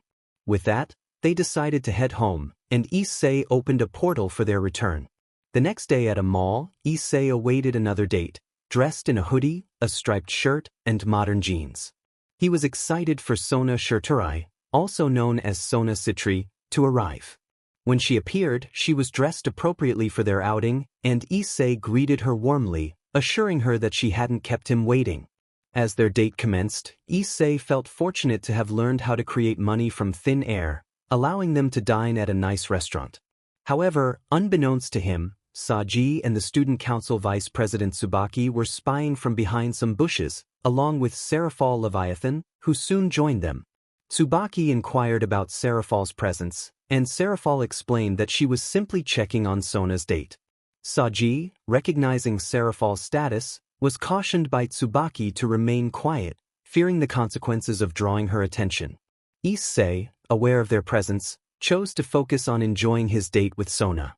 He had plans to discuss servant abuse with Serafal and wanted to address his situation with Rias, but for now, his priority was Sona's happiness. He believed that keeping both Sona and Serafal content would benefit him in the long run, as he had no desire to become an enemy of the devils. Sona noticed Issei's distraction and asked what he was thinking. He quickly brushed it off, encouraging her to enjoy her food. Sona chuckled at his antics, and Serafal observed with a sense of awe, realizing that Issei was making Sona genuinely happy for the first time in a long while. Sona had previously avoided an arranged marriage, and seeing her smile made Serafal hopeful for her sister's future. After their meal, they headed to an arcade where Issei noticed Sona eyeing a magical girl plush. When he asked if she wanted it, she blushed and denied it, but he could tell she did. With a sigh, he approached the claw machine and skillfully retrieved the plush, surprising Sona. He handed it to her with a genuine smile, calling her his princess. Sona blushed at the nickname, realizing that this might be the beginning of a new chapter in her life with Issei. Meanwhile, hidden in the bushes, Serafal exclaimed her excitement at discovering Sona's interest in magical girls, prompting Tsubaki to remind her to keep quiet. Issei, noticing the commotion, pretended not to know who Serafal was when Sona mentioned her sister's name. Sona explained that Serafal was the current Mao of the underworld, and Issei acknowledged her strength while Sona added that her sister had a childlike mentality, which she loved and respected. They then made their way to a movie theater, where they decided to watch Avengers: Age of Ultron. Issei had seen the movie before and was familiar with the plot, allowing them both to enjoy the experience together. Later, outside the theater, Sona expressed her gratitude for the wonderful time they had shared. Just then she surprised Issei with a kiss, a passionate one that left him momentarily stunned. The three onlookers watched in disbelief as Sona kissed him on their first date, leaving Issei taken aback by the unexpected turn of events. Issei responded with a slight blush. Sona kept her eyes down for a moment before looking up at Issei, revealing a genuine and kind smile on her face. She seemed happy to share a kiss with the man she loved with all her heart. That was her first kiss, and she felt he had earned it. Issei was surprised and questioned if she was sure she wanted to share such a moment with someone like him. Sona reassured him that she truly enjoyed their date and expressed her willingness to give their relationship a chance, despite his past. As the evening grew late, Issei suggested they head home. Sona agreed and used a portal to return, but Issei pointed at the nearby bush, knowing they were not alone. When there was no response, he called out to Saji, Tsubaki, and Serafal, who emerged looking exhausted from following Sona all day. Issei couldn't help but smirk at their tired expressions. Saji encouraged Issei to laugh it off, but he felt he had enough excitement for the day. Serafal then confronted Issei, asking how he had known they were hiding. He explained that their auras were not well concealed and that he had sensed their presence since the morning. Serafal noted that Issei seemed strong and that Sona appeared happier with him than with anyone else, even her own family. She questioned why he hadn't revealed their presence during the date. Issei explained that he wanted to preserve the surprise and avoid ruining Sona's day. His confident demeanor impressed Serafal, while Saji and Tsubaki were taken aback by his thoughtful approach. Seraphol acknowledged Issei's respect for Sona and warned him that if he ever hurt her, he would face dire consequences. She attempted to assert her dominance, but Issei remained unfazed, raising his own aura just enough for her to feel its strength. Seraphol was shocked to find someone who could match her aura, and Issei easily broke free from her grip, leaving her confused. He assured Seraphol that he would protect Sona and keep her happy. Impressed by his strength and sense of responsibility, she approved of their relationship and warned him about potential challenges from others, particularly the elders who might try to interfere. Issei confidently declared that anyone who tried to harm Sona would face the wrath of a dragon. The seriousness of his words resonated with the others, who knew of his dragon heritage. Just then, their stomachs grumbled, causing the girls to blush while Saji expressed his hunger. Issei decided to reward their dedication by treating them to a meal. He took them to a ramen restaurant, where he ordered 4 plates of the special. The ramen chef recognized Issei and commented on his gathering. Issei encouraged his friends to try the food, noting how delicious it was. Saji admitted he had never eaten there before due to his responsibilities, while Seraphol shared that her status as a Satan had limited her to 5-star hotel food. After waiting for their food, they enjoyed the meal together, savoring the flavors before heading home. Neutral. The other factions, the Dragon Gods and Kuo Academy, with a few exceptions. Dislikes. The ORC and some members of the Kendo Club. Hates. Certain high-class devils, the Cows Brigade, Rizavim Levon Lucifer, the Old Satan faction, as well as bullies and cheaters. Favorite food, cheesecake. Abilities, Balance Breaker. Balance Breaker, Trihexa Mode. Dragon Form, True Diabolos Dragon. Apocalypse Answer Arms. Note: Issei can utilize these forms without side effects, thanks to his training and the powers from both Draigg and Trihexa. Soul Trait, Determination. Chara Hayadu, formerly Chara Dreamer. Looks, same in both timelines. Pronouns, she, her, they, their. Description: before her demise about 400 years prior to the series due to consuming buttercups, Chara was part of the loving Dreamer family, who cared for her deeply. She was particularly close to their son, Asriel Dreamer, until his tragic death at the hands of humanity. Afterward, she met Issei Haidu, a selfless being who had also faced betrayal. Chara informed him about the timeline reset, leading Issei to reset the timeline. In this new timeline, she found herself with a body and decided to visit the Hayudu family, introducing herself and sharing her story. The Hayudu family welcomed her with open arms. Likes: Issei Hayudu and his family, his harem, especially Asia, her former family, especially Asriel, her friends, and anything Issei enjoys. Neutral: the student council, except Sona, subject to change as the story progresses, the other factions, the Dragon Gods, and perverts at Kuo Academy. Dislikes: certain individuals at Kuo Academy who harass her family and friends, the Angel faction, details to come later, and Snail Pie, along with sans puns. Hates: the ORC, especially Rias, with exceptions for Kiba and Gasper, subject to change, the fallen faction from the Cows Brigade, whom she despises the most, Cows Brigade, and the Hero faction. Favorite food, chocolate. Abilities: Determination, not as potent as Issei's but still formidable enough to challenge Satan-class beings. Instant Kill, does not affect Ultimate Class and beyond. Knife Storm. Soul Trait, Determination. Previously, Issei had discussed the engagement with Sona, offering to cancel it if she wished. To his surprise, Sona confessed her feelings and asked him out on a date. Caught off guard, Issei was confused, having initially desired a single relationship but now finding himself in a harem situation, which he ultimately accepted. They later managed to defeat a stray devil, infuriating Rias, although the truth was that Issei had discovered a way to eliminate an evil piece without harming the soul. He successfully helped Visser, the stray devil, turn human, and she was eternally grateful for the second chance at life. The following day, Issei enjoyed a successful date with Sona, sharing a kiss, before encountering her sister, Seraphol. Despite her playful threats, Seraphol took a liking to Issei and reassured him about their parents. Just then, Seraphol's stomach growled, prompting Issei to treat them all for their dedication. The date night, 8:30 p.m. After finishing their meal, everyone bid farewell and headed home, unaware that a mysterious entity was watching them from a distance. This figure smirked, contemplating how to eliminate Issei to claim Sona for himself, believing that her sister would be powerless to intervene. 2 days later, Issei and his friends were on their way to school when they learned of an important announcement regarding their new homeroom teacher. Curiosity filled the air as they speculated about who it might be. Raynare expressed her confusion about the change, while Issei remarked on the school's unpredictable nature. Chara sensed that the new teacher might possess considerable strength, and Asia encouraged Raynare to keep an open mind. As they entered their classroom, they were met with the most shocking revelation. Their new homeroom teacher was none other than Satan Seraphal Leviathan.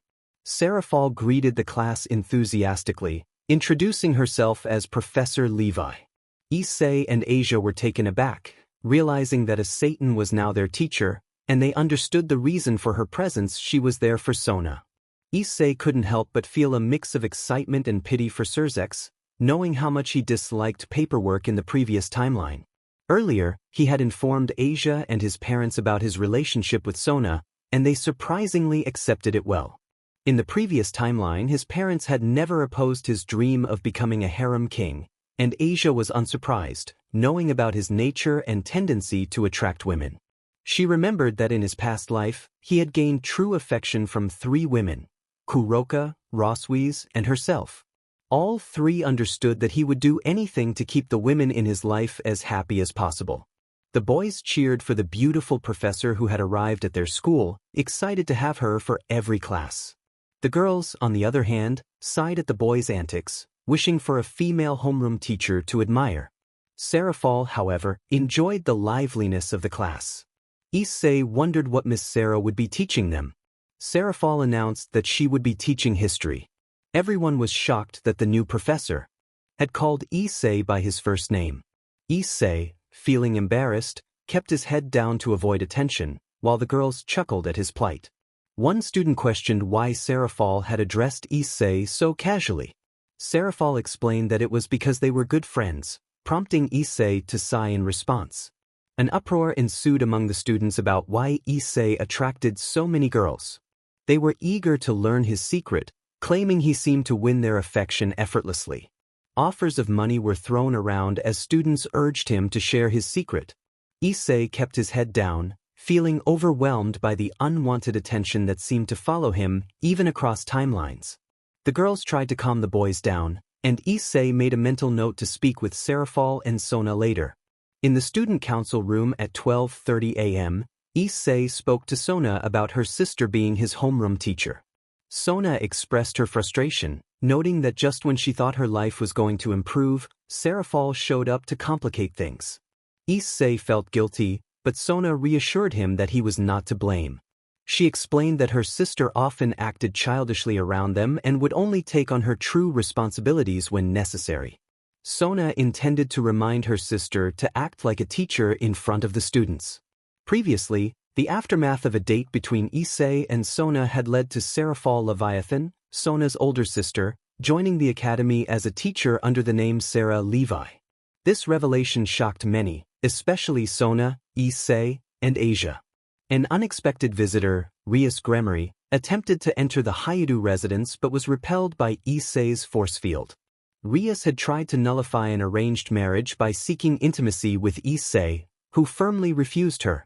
The following day, Rias and her friends were surprised to see Sona, Issei, and his group, just as another figure named Riser appeared.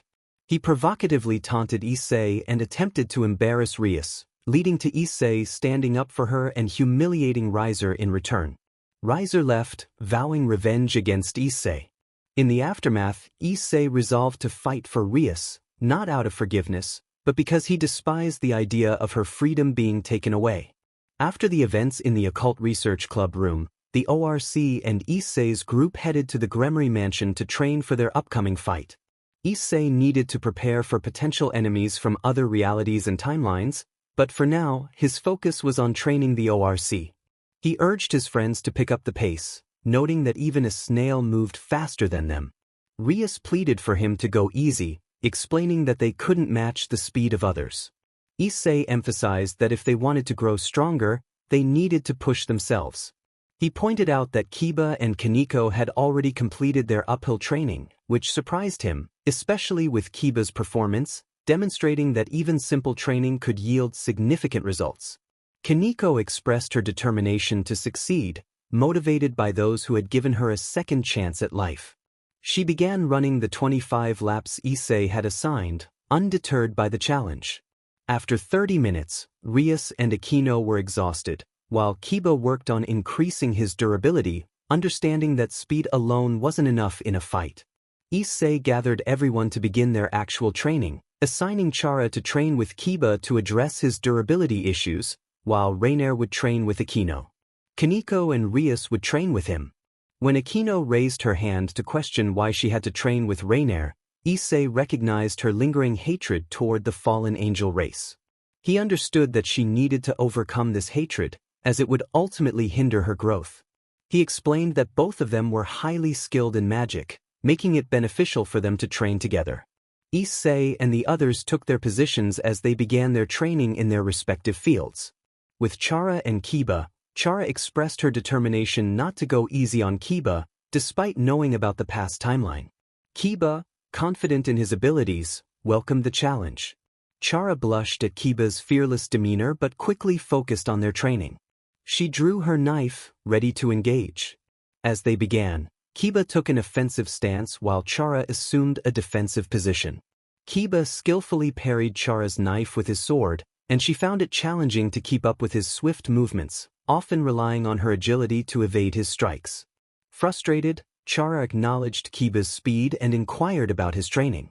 Kiba explained how Issei had helped him in the past timeline, making him feel weak and helpless when he couldn't protect Issei after the betrayal.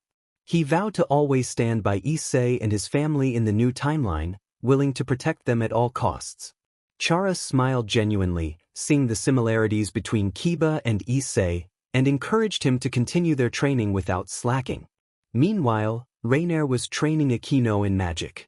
Raynare noticed Akino seemed distracted and brought her back to focus.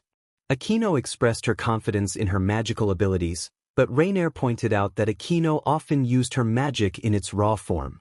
She encouraged Akino to learn to modulate her magic into more effective forms, like weapons. Akino hesitated, reluctant to embrace her fallen heritage. Raynare pressed her to use her powers to protect those she cared about, particularly Rias. Akino firmly declared she would not let anyone harm Rias.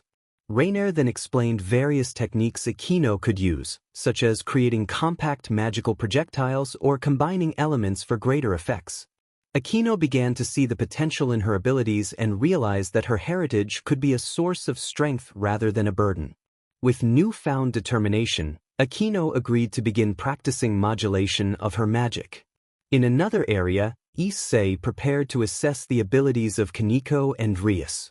He instructed them not to hold back, as he wouldn't either. The mock spar began, with Asia cheering for Issei and acting as the referee. Kaneko, known for her close combat skills, charged at Issei, who anticipated her move and sidestepped, delivering a swift blow to her stomach that sent her flying. Undeterred, Kaneko attempted to strike back, while Rias unleashed her power of destruction in an effort to stop Issei. However, her attacks only caused collateral damage and had little effect on him. The training continued, with each character pushing their limits and growing stronger together. On the other hand, Issei was able to consistently counter Kaneko's punches while effortlessly sidestepping Rias's power of destruction.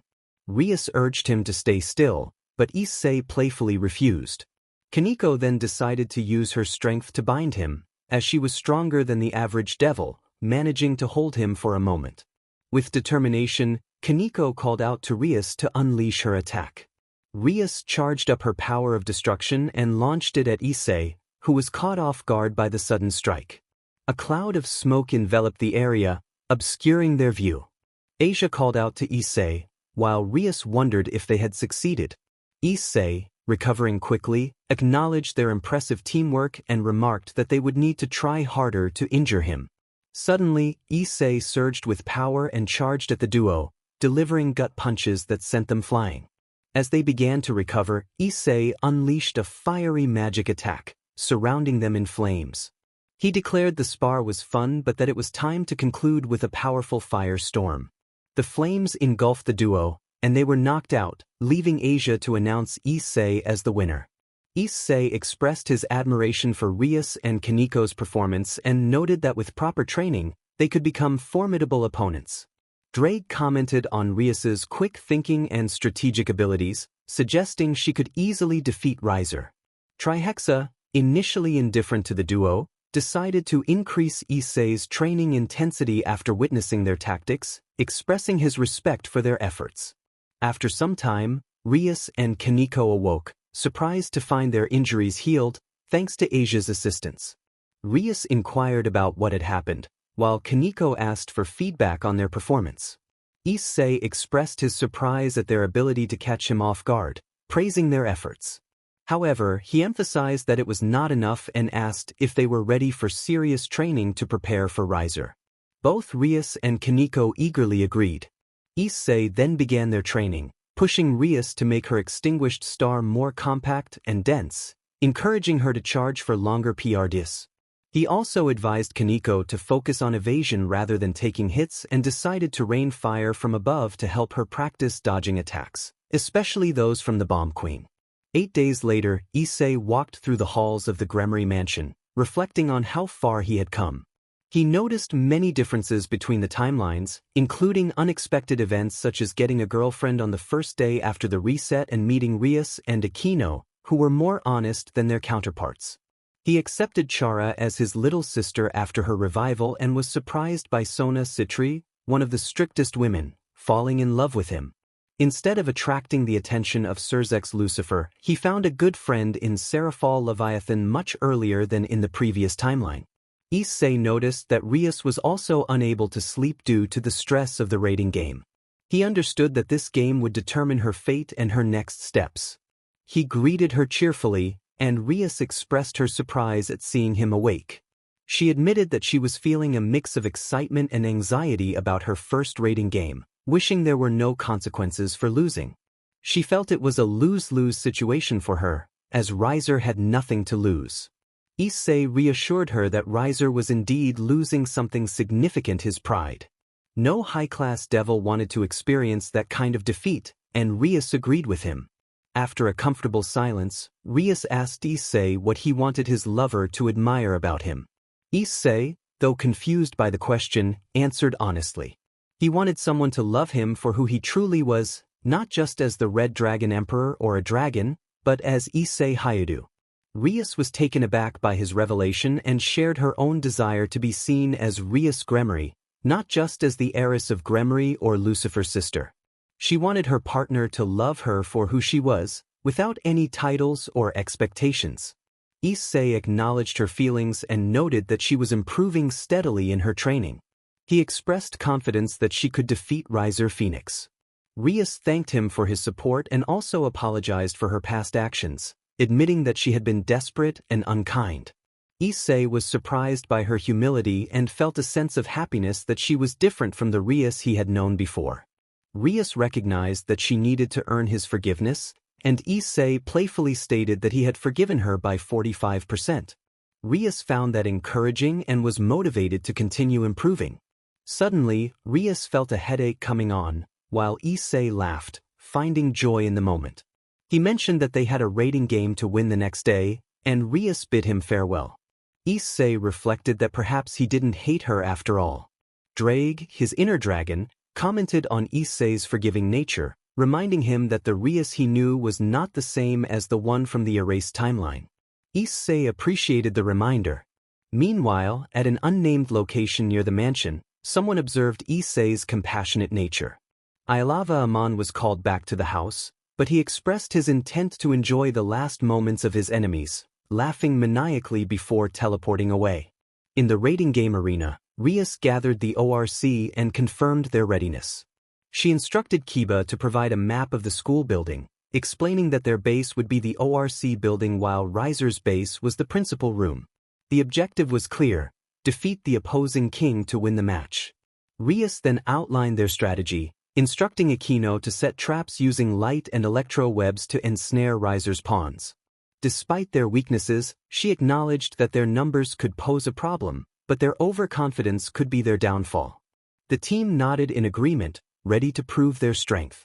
Kiba and Kaneko headed to the gym room, knowing they needed to either capture or destroy it to prevent the opposing team from using it as a base. Both acknowledged the president's orders. Rias instructed them to take to the skies and eliminate the gym area. Once Kiba and Kaneko dealt with any potential enemies, they were to destroy the gym base before it could be utilized by the opposition. Akino expressed her eagerness to assist, while Rias directed Issei to handle any pawns approaching the ORC building and ensure they triggered the traps. Issei assured her he would manage the situation. Rias encouraged everyone to win the game and return home for a proper rest. Upon arrival, Kaneko noted their presence in the gym. Kiba sensed 3 individuals nearby. A voice called out, demanding them to reveal themselves. Kiba responded with curiosity, and Mira, one of the opponents, expressed her desire to confront a dragon. Kiba declared himself her opponent, and Mira vowed to crush him before hunting down the dragon. Kiba taunted her, and Mira, infuriated by the nickname he gave her, lunged forward without regard for her surroundings. Kiba, smirking, sidestepped her attack and swiftly cut her pole with his sword. He remarked on the effectiveness of his training. Mira insisted she could still fight without her weapon. Kiba challenged her to a duel, and as the battle commenced, he skillfully absorbed her attacks. Growing bored, he executed a backslash that incapacitated her. Grayfia announced that 1 pawn of Riser Phoenix had been eliminated. Kaneko congratulated Kiba and prepared to take her turn. Isle and Nell, 2 more opponents, demanded Kaneko stop dodging. With a smile, Kaneko playfully refused and demonstrated her prowess by delivering a roundhouse kick that knocked the chainsaw from their hands, easily taking them out. Kiba praised her efforts, and they prepared to move on to the next phase of their plan. As they evacuated the building, Rias commanded Akino to unleash her lightning. Akino created a light bomb that effortlessly destroyed the gym room. Grayfia reported that 2 more pawns of Riser Phoenix had been eliminated. Kiba noted their job was complete and suggested they find the others. Just then, Kaneko sensed a magical attack and quickly moved both of them out of harm's way. A voice remarked on the missed attack, and a striking purple-haired lady approached them. They recognized her as Eubelina, the queen of Riser Phoenix, and realized they needed to escape before facing elimination. Eubelina expressed doubt about their ability to escape, but Akino intervened, stating she couldn't allow Eubelina to eliminate them. Eubelina acknowledged Akino, and Akino instructed Kaneko and Kiba to regroup with Issei while she took on Eubelina. The 2 ladies took to the skies, engaging in a fierce battle of spells. Akino conserved her energy, knowing Eubelina would not waste her mana. Suddenly, Grayfia announced that 3 pawns of Riser Phoenix had been eliminated. Eubelina was taken aback, demanding to know how it happened. Akino explained that they had planned for this, revealing that their trump card, Issei, had already dealt with 3 of her pawns. Frustrated, Eubelina attempted to assist her teammates but was struck down by a light attack, prompting Akino to taunt her for letting her guard down. Meanwhile, Issei had been busy. Marion, Shuria, and Burent, 3 pawns, believed they were clearing out traps when a larger light trap ensnared them, neutralizing most of their abilities. Marion questioned how the trap had been triggered, while Shuria expressed confusion over their earlier efforts. Issei appeared, cracking his knuckles, and Burent remarked on his reputation as the trump card for the Gremory peerage, suggesting he would make a fine boyfriend if they weren't on opposing sides. Issei declined, mentioning he already had a girlfriend, and unleashed a powerful fire blast. The intense flames, akin to a dragon's fire, were directed at the weakened girls, leaving them unable to dodge or escape. Soon, the flames engulfed the area. Grayfia announced that 3 pawns of Riser Phoenix had been eliminated. Issei thought it was impressive and wondered what the others were doing, suspecting that Akino was dealing with the purple-haired lady. Meanwhile, Kiba and Kaneko observed the situation. Kiba remarked that Issei had taken down 3 pawns single-handedly, while Kaneko expressed her curiosity about Issei's strength. Kiba hoped they wouldn't have to face Issei's true power. Just then, Issei appeared, greeting them with enthusiasm. Kiba congratulated Issei on his achievement, noting it saved them effort, and Kaneko asked what their next move would be. Rias then spoke through their communicators, informing them of a change in plans. She intended to bait Riser by confronting him directly, allowing the others to defeat the rest of his peerage.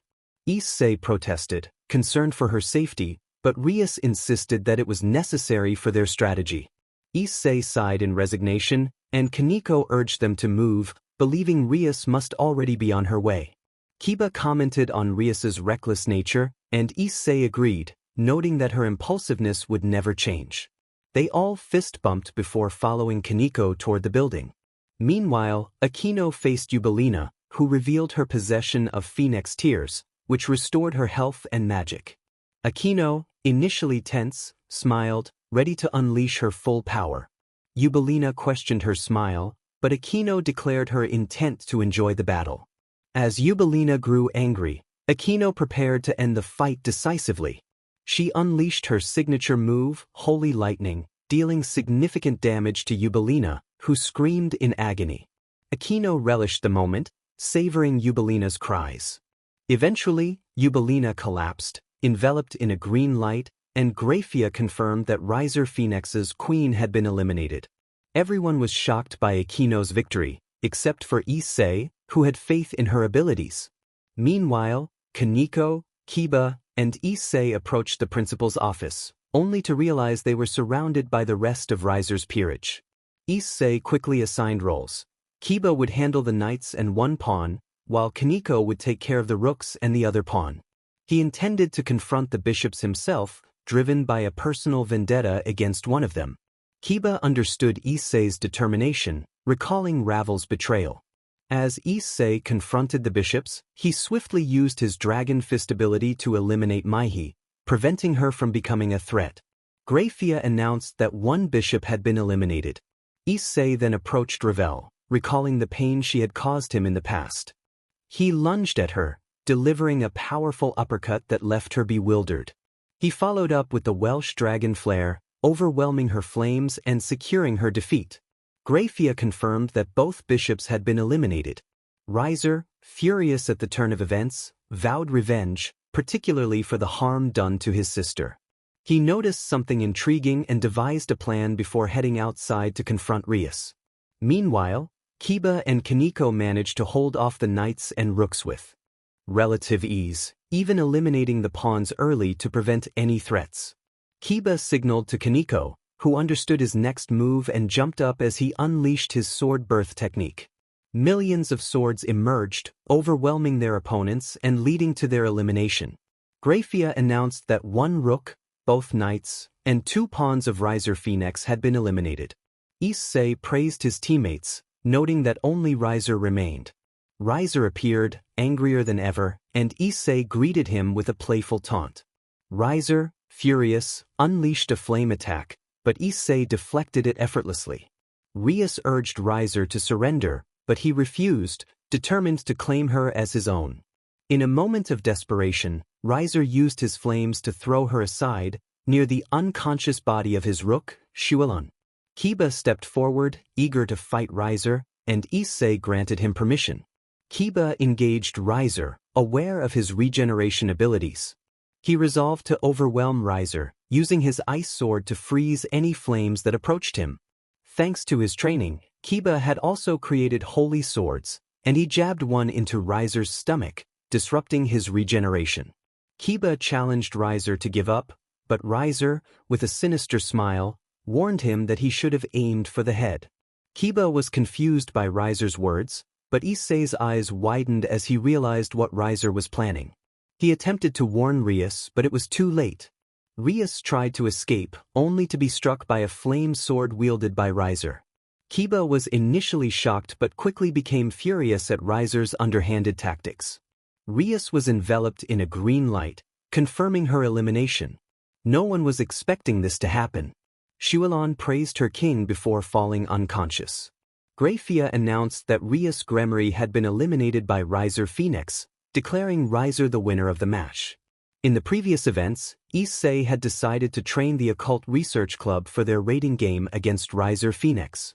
After assessing their strengths and weaknesses, he focused on enhancing their abilities to become strong enough to defeat Riser and reclaim their freedom. Issei personally trained Kaneko and Rias, while Kiba received guidance from Chara to improve his durability and stance. Akino made significant strides in her magic and learned to embrace her powers without fear. After 8 days of intense training, Issei was impressed by their determination to defeat Riser once and for all. Following a heartfelt conversation with Rias the day before the raiding game, they prepared to give it their all. The next day, the raiding game commenced, and Riser initially held a significant advantage. Despite the odds stacked against them and Rias's careful planning, they managed to eliminate all of Riser's peerage pieces, unaware that one remained. In a surprising turn, Riser executed a last-ditch effort by performing a move called castling, switching places with his rook. This allowed him to strike Rias unexpectedly, eliminating her and securing victory for his team.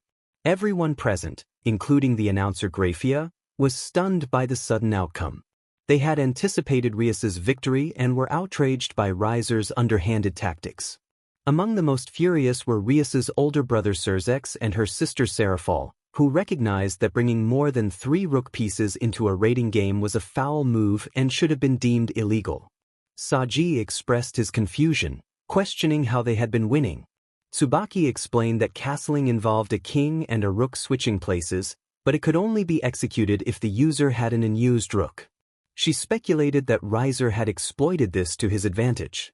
Saji pointed out that Riser had a full set, prompting Tsubaki to share her own confusion. Sona theorized that, just as Issei had been loaned to Rias as a reserve member, someone must have provided Riser with an extra rook piece, enabling him to switch positions. Saji questioned the fairness of this, to which Sona agreed but acknowledged the impressive performance of Rias's team. They had managed to eliminate Riser's entire peerage through strategic thinking, and even without Issei, they had been on the verge of victory until Riser's last-ditch attempt. Sona felt a deep concern for both Rias and Issei. She worried for Rias, who had been unfairly attacked, and for Issei, who had fought valiantly for her freedom. She did not want Issei to lash out in anger at Riser's underhanded move, as that could turn him against the devils, something she desperately wanted to avoid. Sona felt a deep concern for Issei. With Seraphal and Sensei radiated a dangerous aura, powerful enough to threaten the very structure around him. Grafia raised her own aura to counteract his, ensuring that no innocent devils were harmed in his rage. Seraphal, despite her calm demeanor, was equally furious about Riser's actions. She wanted to punish him, but as a Satan, she had to remain impartial. Sensei expressed his outrage, and Grafia urged him to calm down, reminding him of the innocent devils nearby. In the student council room, Momo sought advice from Sona about how to get her crush to ask her out. Sona suggested that while everyone says to be yourself, she should consider doing the opposite. Saji pointed out Issei, jokingly calling him one of the most famous illegal aliens. Issei, in a playful mood, reacted dramatically, launching a dragon shot at Saji, who screamed in surprise. Sona was taken aback, while Tsubaki laughed uncontrollably, and Momo looked shocked. Issei declared he was leaving, expressing his desire to escape the situation. Asia lamented her lack of friends, prompting Chara to enter and jokingly question her status. Akino and Chara exchanged playful banter, with Akino trying to defend herself but ultimately falling silent as Chara made a pointed remark about Akino's family. Saji attempted to sing a catchy tune, but Chara interrupted him. The playful chaos continued, with Tsubasa openly declaring his identity, while Saji struggled to maintain his composure. Issei burst into the scene, exuberantly announcing his readiness, which amused Sona and Tsubaki while frustrating Saji. Issei then encountered his dark multiverse counterpart, who claimed to be him but with a body count. Sona observed Seraphal standing ominously, which prompted a humorous reaction from her. In a moment of frustration, Issei questioned why life was so difficult. Sona tried to reassure him, but Issei began producing an endless stream of toy guns, leaving them both in shock. Previously, Rias had been devastated after losing the raiding game to Riser, leading to her forced marriage. Just as she was winning, Riser had pulled off an unexpected move, securing victory. During the wedding announcement, Issei interrupted, leading to a confrontation with Riser, who was already furious with Issei for previous humiliations. An unexpected foe, Anlava, appeared, having kidnapped Sona and intending to harm her after dealing with Issei. Riser and Anlava formed an unlikely alliance, both wanting to make Issei suffer. However, Issei quickly dealt with Riser, sending him for medical attention before turning his focus on Anlava. Consumed by hatred for Anlava's actions towards Sona, Issei transformed into a twisted version of himself, intent on making Anlava suffer. Sona intervened, bringing Issei back to reality, and Anlava was ultimately punished for his actions.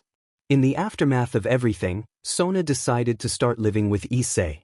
An unseen entity observed the scene of Issei battling Anlava, grinning at the sight of another soul nearly succumbing to self-hatred.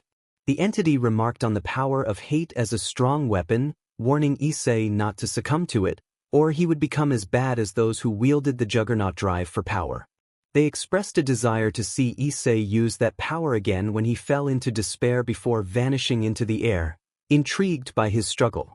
At the Hayabu residence at 7:30 a.m., after Issei's intense fight with Anlava and Riser, he returned home to find Sona and the rest of his family.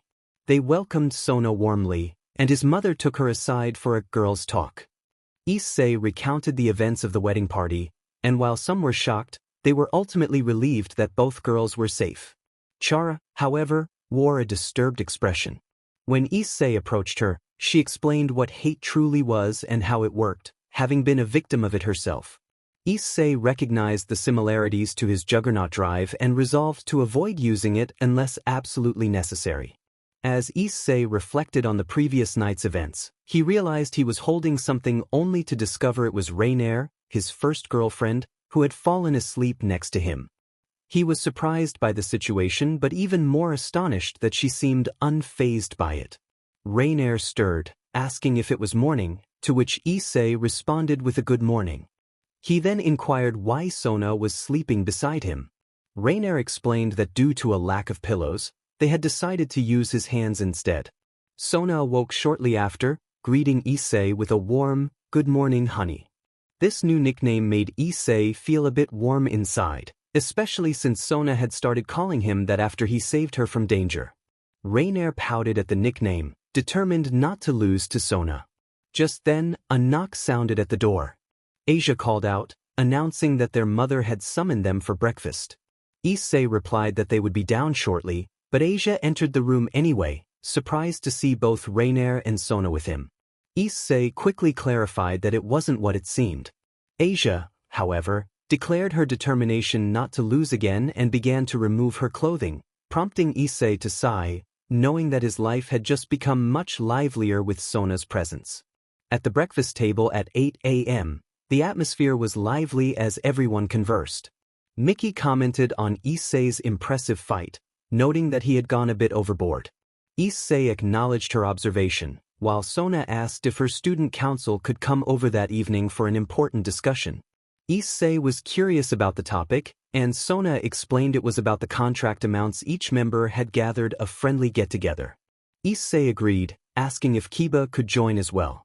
Sona saw no problem with that but mentioned he would need to ask Rias for permission. Mickey assured Issei that she had no objections to his friends visiting. As they prepared to leave for school, Gora bid them farewell, and they all responded in kind. The five of them entered the school gates together, relieved that the crowd was light that day. They spotted Saji searching for something, and Issei called out to him. Saji rushed over, informing Issei that they needed him at the council. Sona sighed but agreed to follow Saji. Issei asked Saji about his progress on a particular matter, and Saji revealed that he had located the individuals they were looking for, who were in his class. Issei encouraged him, confident that Saji would find them soon. During the night on his way home, Kiba was attacked by a stray exorcist named Fried Selzen. Kiba managed to overwhelm him, causing Fried to flee. Kiba decided to inform the president about the incident. At an apartment complex, Issei arrived at the mystery man's residence, someone he suspected was a significant figure from his past life. This man had cared for him like a father, which had contributed to Issei's good life in the underworld. As Issei approached the building, he noted the apartment number, confident that it hadn't changed. Upon entering, he was greeted by a man with golden bangs wearing a yukata. The man acknowledged Issei's arrival, calling him Dragon Boy. Issei responded, teasing him about the nickname. The man, Azazel, expressed his surprise that Issei remembered him. Issei confirmed that he could never forget Azazel, who then clarified that he wasn't yet Issei's teacher. Azazel welcomed Issei inside and embraced him warmly. Issei, feeling emotional, admitted that he missed Azazel too. Azazel reassured him that they had much to catch up on. Issei wiped his tears and mentioned he had a lot to share about the changes in his life. Azazel suggested they have a drink while they talked. Issei agreed and began to share the news about Raynare being his girlfriend. Azazel reacted with disbelief, questioning how that was possible since she had previously harmed Issei. Issei explained that this time, Raynare had genuinely fallen in love with him, and he felt the same way. Azazel reflected on his decision to keep Raynare away from Kokabeel, who had been turning his orders into threats against sacred gear hosts. He then inquired about Draigg and Trihexa. The boosted gear appeared on Issei's left hand, and Draigg confirmed they were doing well, happy to have the same host in this timeline. Trihexa added that being in a dragon felt good, allowing him to experience the world without fear. Issei acknowledged Kokabeel's influence on Raynare's past and thanked Azazel for preventing her from falling into darkness this time. Azazel mentioned that he had also managed to keep Issei from becoming a devil and asked about Rias Gremory's current state. Issei noted that she had improved significantly, being more honest and true to herself. Azazel, surprised by Issei's transformation, remarked that he never expected someone who had once been so perverted to change. Issei assured him that there were many changes to discuss. Azazel was eager to hear everything, and Issei proceeded to recount his engagement to Sona Citri, his sister's transformation, meeting Asia and saving her, and the shift in opinions about him at school. He detailed his training of the Gremory peerage, his battles with Riser and Unlava, and how Sona helped him overcome his self-hatred. Azazel realized he needed to be cautious as a teacher now that Venelina was the new principal. Issei agreed and mentioned that he believed his struggles with hate stemmed from past actions by Unlava and Riser, which had triggered his emotional turmoil. Azazel explained that Issei had been a ticking time bomb, and without Sona's intervention, he could have become another victim of hate, a force that preyed on determined souls. Issei felt a sense of dread regarding this new form of his, recalling the destruction he nearly caused in the underworld due to Asia's death. He resolved to avoid using that form again. Azazel shifted the conversation, asking about Issei's new interests now that he had moved past his previous habits. Issei revealed his newfound passion for video games and memes. Azazel's eyes lit up with excitement as he led Issei into a room filled with an impressive collection of gaming consoles, from the SNES to the Wii U, and every Xbox and PlayStation. Issei was amazed by the extensive collection, which included every game imaginable for those consoles. Issei was at a loss for words. He knew Azazel was a collector, but this was beyond anything he could have imagined. Azazel asked about Issei's favorite game, to which Issei replied that it was Five Nights at Freddy's. Azazel acknowledged it as a good choice and inquired what Issei wanted to know. Issei was curious about the identity of the purple guy, and Azazel guessed it was William Afton. Issei recalled that it had been the phone guy before, but Azazel corrected him, explaining that it had always been Afton, a disturbed individual who kept returning from the dead to cause harm. He expressed a wish for such power, saying it would be useful. Issei then shared a prank he pulled on Sona and Tsubaki by placing them in a setting reminiscent of the game. Azazel asked if they were aware of it, and Issei replied that Sona would be furious if she found out. Azazel laughed and asked about their experience.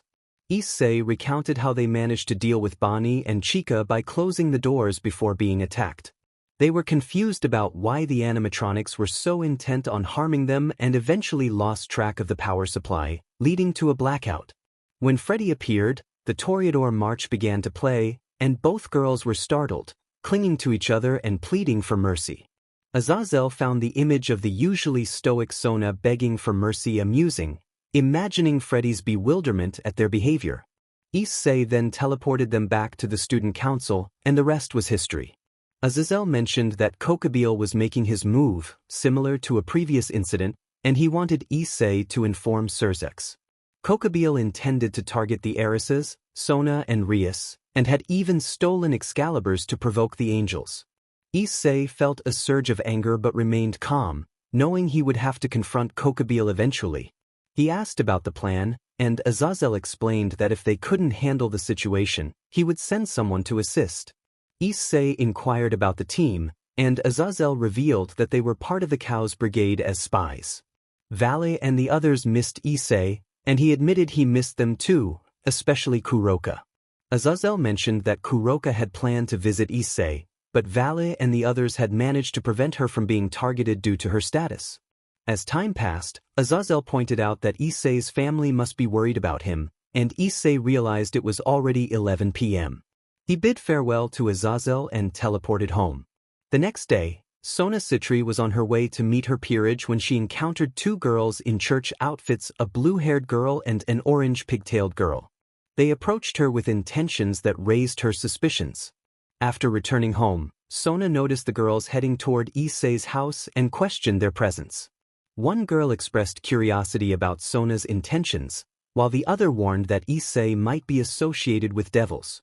They introduced themselves as Zenobia Quarta and Irina Shidu, exorcists from the Vatican. Sona introduced herself as the heiress to the House of Citri and one of the town's kings. She stated they would discuss the matter the following day in the student council, indicating that their visit was unnecessary. Irina explained that she had come to meet her childhood friend, and Sona deduced that Issei was that friend. After confirming her suspicions, Sona invited them inside, where they were greeted by Issei's mother, Miki. Miki was initially shocked and displeased at their presence, recalling their past actions toward Issei.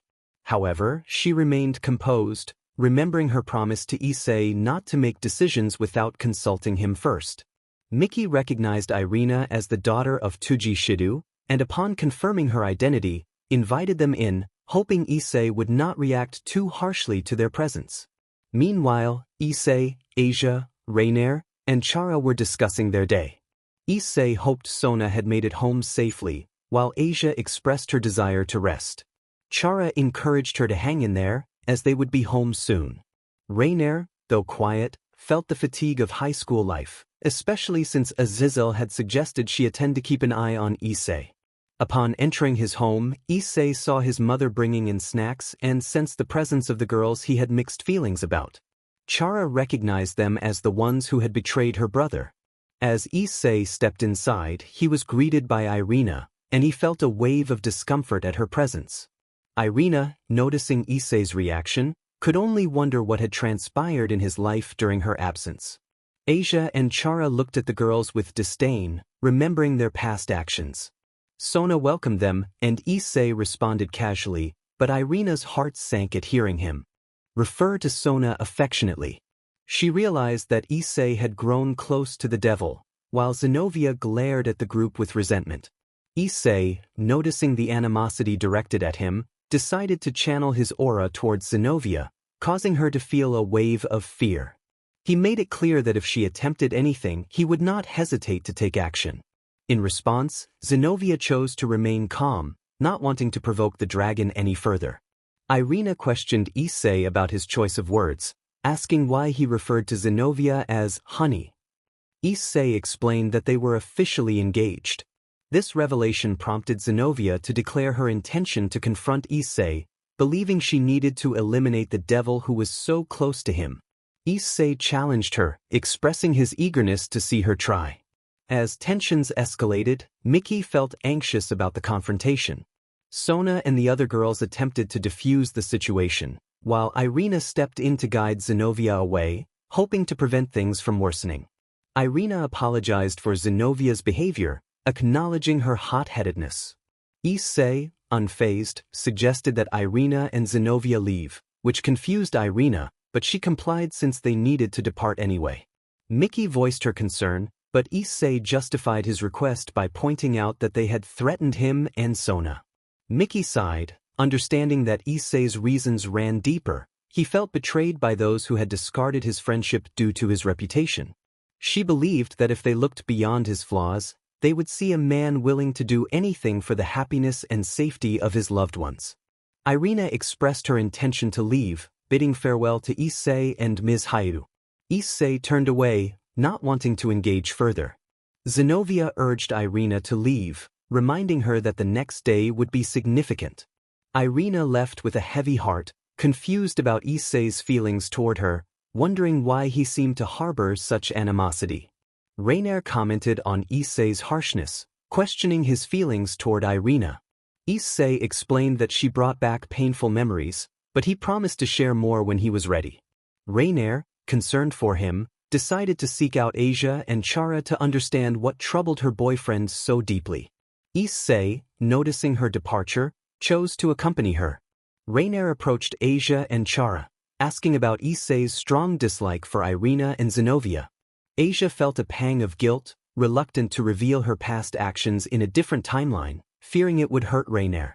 Chara, however, wore a sad expression, knowing that those memories still haunted her brother. Asia advised Raynare to give Issei time, assuring her that he would eventually open up. Chara confirmed that the memories continued to torment Issei, despite being from another timeline. Raynare understood but felt the weight of Issei's struggles. When Issei arrived, he reminded Raynare that he would share his feelings when the time was right.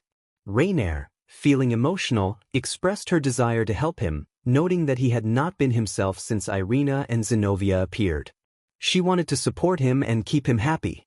Issei, sensing her concern, asked her to stay by his side and not leave him. He embraced her, seeking comfort. Raynare, wanting to help him, agreed, willing to do whatever it took to keep him happy. Just then, Sona entered the room, interrupting the moment. Issei quickly claimed nothing was happening, but Sona shot him a knowing glare before moving on. She announced her intention to sleep and asked if the others would join her. Issei protested, pointing out that the bed was too small for all four of them, prompting Chara to excuse herself, happy to have her own space. On the rooftop of the apartment complex, Azazel enjoyed the fresh air when Valet, clad in white armor, joined him. Azazel informed Valet that he needed him to handle Kokabeel, referencing a previous timeline. Valet, surprised, asked when this had occurred, clearly taken aback by the news. Azazel urged Valet to calm down, explaining that their conversation had been about gaming, not anything inappropriate. Valet inquired if Azazel's friend had stopped his questionable behavior, to which Azazel confirmed, though he hoped it was for a better reason. Valet warned Azazel not to mention this to Kuroka, knowing she would become overly enthusiastic about it. Azazel acknowledged the difficulties they had faced in managing her. Valet expressed his desire to fight Azazel's friend to gauge his strength. Azazel assured him that his time would come but advised him to remain patient. The following day, in the student council room at noon, the Devils occupied one side, while the Occult Research Club, ORC, sat on the left. The student council and Asia were positioned at the north, and the exorcists took their place on the south side. Rias questioned the exorcists about their intentions. Zenobia stated that they wanted the Devils to stay out of their affairs. Sona asked for clarification on the issue, prompting Irina to explain that 4 of the 7 Excaliburs had been stolen after the original was broken into pieces. Sona realized this was the reason for the meeting, but Zenobia insisted they wanted the Devils to keep their distance, or else face consequences. Rias and Sona raised their auras in response, while Issei sighed, knowing Zenovia's hot-headed nature often led to provocations. Before tensions escalated, Irina intervened, apologizing for Zenovia's behavior and reiterating that this was a church matter. Zenobia revealed that Kokabeel was the one who had stolen the swords. Issei asked who Kokabeel was, and Issei explained that he was a fallen angel general known for his warmongering. Zenobia assumed the Devils would be willing to collaborate with the fallen angels to destroy the Excaliburs, but Rias firmly rejected the idea, stating she would never tarnish Lucifer's name by working with them. As Zenobia and Irina prepared to leave, they noticed Raynare and Asia. Zenobia recognized them and questioned their faith in God. Asia affirmed her belief, while Raynare mentioned she still prayed. Zenobia, in response, declared her intention to execute them in the name of God. Before she could act, Issei rushed forward and struck Zenobia, causing her to stagger. He was surprised by his own speed but quickly regained control, grabbing her throat and lifting her off the ground. Issei demanded an apology, his eyes glowing red with intensity. Zenobia felt fear as she realized she had underestimated him. Despite her defiance, Issei tightened his grip, making it difficult for her to breathe. Sona pleaded with him to stop, reminding him that hurting others was not who he was. Issei's eyes returned to normal, and he released Zenobia, who vowed revenge. Issei dismissed her threats, asserting that he cared little for her beliefs and that Asia and Raynare were good people deserving of respect. He challenged Zenobia's stance, stating he would protect those he loved, even if it meant confronting the church. Kiba, sensing the tension, suggested a spar. Rias and Sona exchanged glances, knowing this confrontation was inevitable. Later, outside the ORC building at 6 p.m., the girls revealed their swords, Excalibur Destruction and Excalibur Mimic. Kiba summoned his sword, and Issei prepared his claws, ready for battle. Kiba would face Zenobia while Issei would take on Irina. As the fight began, Irina questioned Issei about his animosity towards them. He explained that their threats against his friends were unacceptable. Irina attempted to strike him with her sword, but he caught it effortlessly. In a swift motion, Issei retaliated, landing a punch on Irina that sent her reeling. He followed up with a kick, and as she struggled to recover, he slammed his fists down on her, leaving her gasping for breath. Zenobia, witnessing her partner's distress, called out for Irina, but Kiba reminded her that their fight was with him. Determined to help her friend, Zenobia prepared to confront Kiba. Kiba and Issei exchanged a knowing glance, both understanding their next move. Issei summoned the boosted gear, channeling some of its power to Kiba. Kiba then unleashed his signature move, Sword Birth. In a previous timeline, Kiba had executed the same maneuver to restrict any escape routes, compelling Irina and Zenobia to retreat to an area devoid of swords, just as Issei and Kiba had anticipated. With a swift descent, Issei struck down from above, delivering powerful blows that sent both exorcists crashing through the swords, leaving them with numerous cuts and scrapes. The duo's coordinated strategy had proven effective, resulting in the defeat of the church duo. As a consequence, the exorcists contemplated seeking assistance from the devils if circumstances worsened. After their hard-fought victory, Issei and Kiba celebrated with a fist bump. Issei then turned his gaze toward the church duo, expressing his desire for them to leave. Irina, tears streaming down her face, was heartbroken by the transformation in her childhood friend, who once cared for her deeply. Struggling to maintain her composure, she questioned Issei's feelings, wondering what she had done to deserve such animosity. Rias and the others were taken aback by the impressive teamwork displayed by Issei and Kiba. Nevertheless, Rias felt joy knowing that Kiba had found a friend. Sona was amused by Issei's tactical brilliance in handling the situation. Issei understood that Kiba was eager to hunt down the Excaliburs, but he had managed to persuade him to stay back, recognizing that Kiba's current status as a stray would not be beneficial. Issei assured him that he would inform him when the opportunity to destroy the Excaliburs arose. The following day, Sona Citri encountered two exorcists who wished to speak with her. Upon realizing that one of them was Irina Shidu, a childhood friend of Issei, she recalled the reasons for Issei's past resentment toward her. The rest of the household also held negative feelings toward the exorcists due to their previous actions against Issei. During their conversation with the devil heiress, the exorcists made it clear that they did not want any interference in their dangerous mission. Zenobia, the second exorcist, provoked Sona, but Irina intervened before tensions escalated. Noticing Asia and Raynare, Zenobia attempted to attack them for their continued faith, but Issei intervened, expressing his frustration by restraining her until Sona persuaded him to relent. They then decided to engage in a sparring match, with Kiba joining Issei. Utilizing their past experiences and teamwork, they successfully isolated and defeated the church duo. The exorcists conceded, agreeing to seek help from the devils. Issei, still feeling hurt, told them he did not want to see them again, which saddened Irina, leaving her with tears in her eyes. Observing Issei's hostility toward the church duo, some were puzzled by his strong feelings, except for those who remembered the previous timeline. They understood why Issei harbored such resentment, especially since Irina had not only abandoned their friendship but had also betrayed him with someone who resembled him. Sona, curious about Issei's animosity, asked him directly. Issei explained that the exorcists had insulted Sona and attempted to harm Asia and Raynare, despite their unwavering faith. He expressed his belief that true followers of God should embody forgiveness, and since the exorcists failed to do so, he viewed them as a cult rather than true believers. While some found Issei's words harsh, they recognized the truth in his statement, especially considering the church's recent aggressive actions toward other factions. They understood the need to tread carefully to avoid provoking a conflict. Feeling fatigued, Issei decided it was time to head home, and the others soon followed. Once home, he gathered Chara and Asia to share his intentions. He expressed his desire to reveal the truth about the past timeline to Raynare and Sona. Asia voiced her concerns, worried they might struggle to accept it, but Issei was determined to be honest. Chara supported Issei's decision, emphasizing that secrets should not be kept from loved ones. Asia agreed, hoping they would be able to handle the revelation.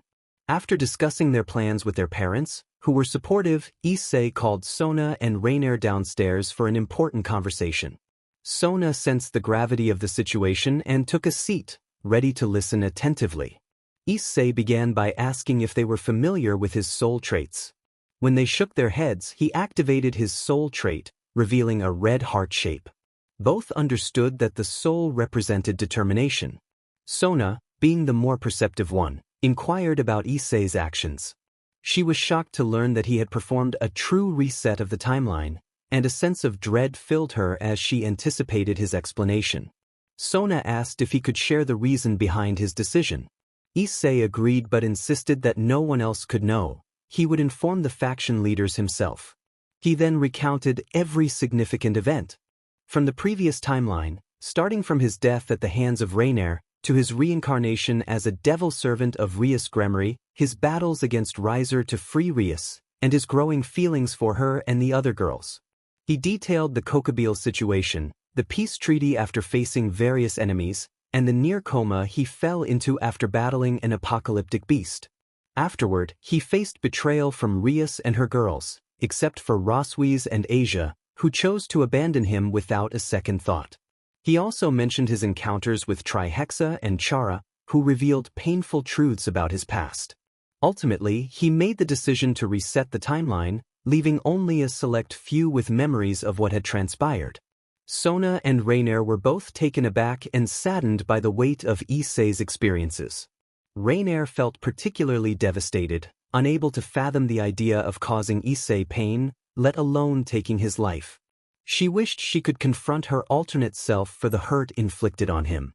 Sona, too, struggled to process the news. She could not believe Rias would betray someone so cruelly. The thought that Rias, or at least the version from that timeline, could act so heartlessly was unfathomable to her. Sona felt a strong urge to confront Rias and her peerage, except for Kiba, and she resolved to keep this information from the leaders until Issei deemed it appropriate to share. Both women, overwhelmed by their emotions, embraced Issei, tears streaming down their faces. Raynare expressed her sorrow, apologizing for Rias's actions and affirming that she would never betray Issei in such a way. She continued to cry, feeling the weight of what her alternate self had done. Issei held her tightly, understanding her pain and recognizing that she was not the same as the Raynare from the past.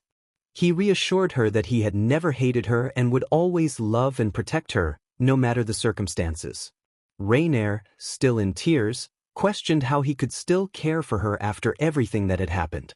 Issei explained that he had learned that hate only breeds more hate, and he could never harbor such feelings for her. He promised his unwavering love and support. As Raynare continued to cry on his chest, Issei made a silent vow to never abandon her again. Sona, meanwhile, fought back her own tears, reflecting on how she never imagined such betrayal could occur in Kuo. She felt a sense of guilt for not being more vigilant regarding Rias and her actions, wishing she could have prevented such heartache. Sona was determined to ensure that such a betrayal would never happen again in this timeline, pledging to remain loyal to Issei.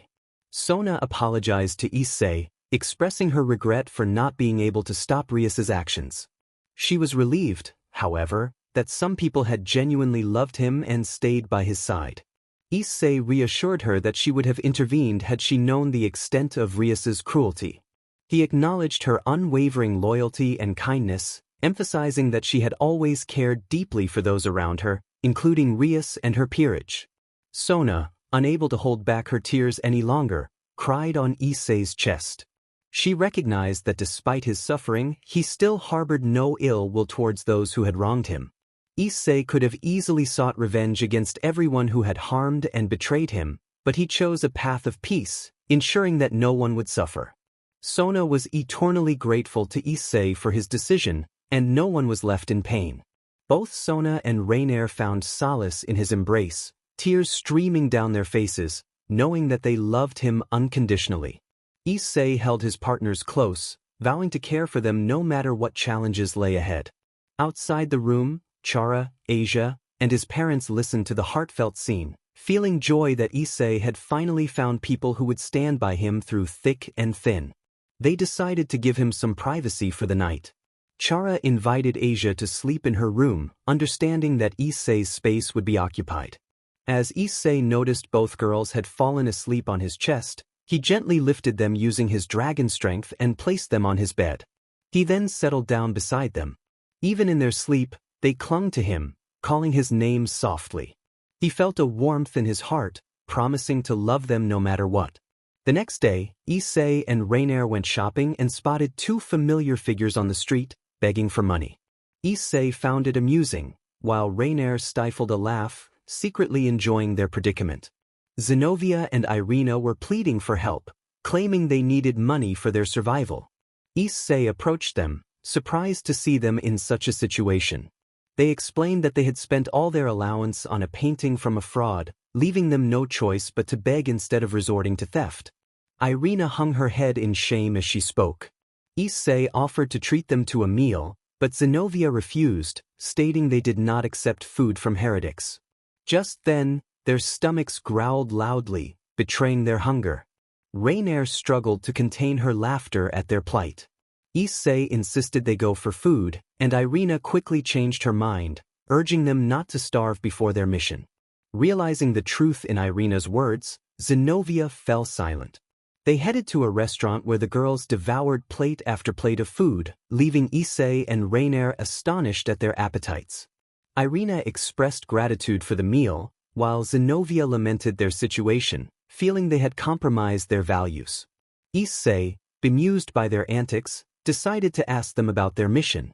He inquired why they were pursuing Kokabeel, questioning whether they understood the danger involved. Zenobia declared their willingness to sacrifice everything for the holy swords, while Issei advised them to seek help rather than face such a powerful foe alone. He suggested a temporary alliance as they shared a common goal. Irina agreed, and Issei offered to contact others who might join their cause. He first called Rias, requesting her permission to involve Kiba and Kaneko in their quest. Rias expressed her desire to join as well, but Issei assured her that her time would come soon. Next, he called Sona, asking to borrow Saji for their mission. Sona was skeptical, recalling a previous incident, but agreed as long as Issei dropped off some groceries first. After fulfilling that promise, Issei returned to Raynare. Once everyone gathered at the park, Issei shared his plan. He believed the Excalibur fragments were hidden in a local church where they would confront the rogue priest Kiba had encountered. Together, they would retrieve the fragments and face whatever challenges awaited them. Irina wondered how Issei had gathered so much information in such a short time. Issei explained that he had done his research and identified possible hideouts of those involved in the theft. Irina asked what their next move would be, and Issei suggested they head out at night when their targets would be less active. He noted that being devils gave them a slight advantage in the dark. Kaneko inquired about their specific roles in the plan. Issei outlined that Kaneko could sense the presence of the priests, while Kiba could engage one of them in battle. The exorcists would assist Kiba in taking down their opponent, while he and Saji would pursue the priests. Everyone nodded in agreement. Zenobia then felt the need to share important information. She revealed that Valper Gal-Eli, the Archbishop of Annihilation, was responsible for the Holy Sword Project and had committed terrible acts against children years ago. Kiba recalled the traumatic memories of being experimented on, feeling dehumanized despite their faith in God. He remembered how many children had perished one by one during the project, which ultimately failed. The church had decided to eliminate any evidence of their actions, resorting to toxic gas to silence the remaining survivors. Kiba recounted the moment he had escaped, only to be hunted down. He had thought he survived, but the gas had overwhelmed him, and he had collapsed. In that moment of despair, Rias Gremory had appeared, vowing to help him because of his potential. She had seen the hatred in his eyes and was determined to support him. As Kiba finished his story, Saji was moved to tears, while the church duo felt shame for their faction's inhumane actions. Raynare expressed her disgust towards the church, and Issei placed a reassuring hand on Kiba's shoulder, promising to always stand by him. Zenobia explained that Valper had been excommunicated for his actions. Issei expressed his frustration, questioning the church's response to such heinous acts. He felt that mere excommunication was insufficient and voiced his disillusionment with God. Zenobia remained silent, recognizing the validity of his points, while Irina hesitated to speak, knowing Issei had a point.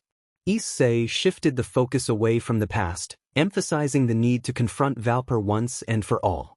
Saji, initially uninterested, felt a surge of determination after hearing Kiba's story and rallied the group to take action so that no one would suffer as they had. Kiba felt a wave of support from his friends, realizing that this time would be different. He asked if everyone was ready, and they all affirmed their commitment. They agreed to meet at 8:30 p.m. Issei revealed that he had acquired exorcist clothing to help them infiltrate the church undetected. Raynare found it ironic that devils and fallen angels would wear church attire. Zenobia explained that they would split into two groups. Kiba, Issei, Raynare, and Kaneko would form one group, while the rest Zenobia, Irina, and Saji would make up the other.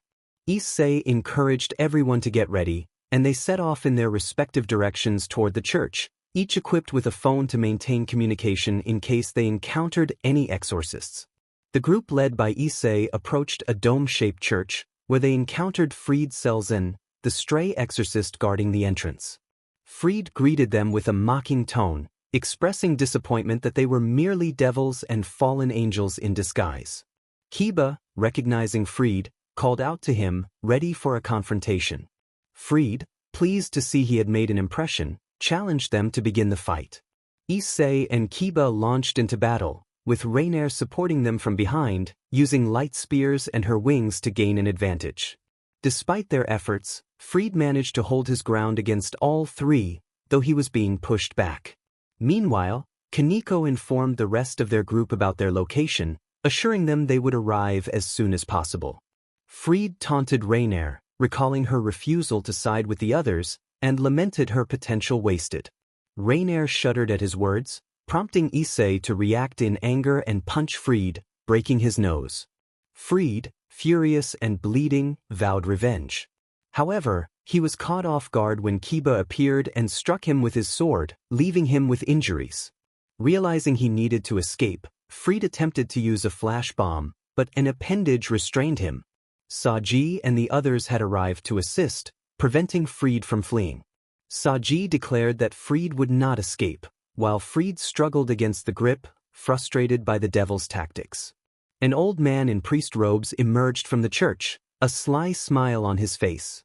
Fried recognized him as Valper Gal-Eli, who suggested that Fried fuse the elements of the new Excalibur into his sword to break free. Fried, seizing the opportunity, slashed at the appendage, causing Saji to stumble back. Issei urged Kiba to work together, but Kiba insisted on taking on Fried alone. As Kiba charged at Valper, he was repelled by a force field, suffering burns from the holy magic. Issei, seeing his friend in pain, focused on helping Kiba first. Valper taunted Issei, reminding him that light was harmful to devils, especially in a church. Determined, Issei glared at Valper, who, sensing the tension, decided it was time to retreat. He instructed Fried to leave before reinforcements arrived. Fried agreed, and in a desperate move, threw a flash grenade, stunning everyone except the exorcists. Irina and Zenobia took the initiative to pursue the rogue priest and Fried, leaving the others feeling defeated for not handling the situation. Saji questioned what they should do next, and Issei suggested they leave the exorcists to their task and return home, noting that their masters would be worried. Kaneko agreed, stating she would take Yuto back to the president, hoping he would recover by the time they arrived home. With that, they prepared to leave, determined to regroup and plan their next steps. During the night, the group set out to track down the exorcists and managed to confront one of them. However, Valper Gal-Eli, the mastermind behind the Holy Sword Project, arrived to assist the exorcist and informed Fried of a way to escape. Fried executed the escape, but Kiba, consumed by anger, attempted to charge at Valper only to be repelled by a force field, leaving him injured. Outnumbered, they fled, with Zenobia and Irina in pursuit. After the battle, Issei instructed his team to return to their homes. They understood that they had at least delayed the exorcist plans.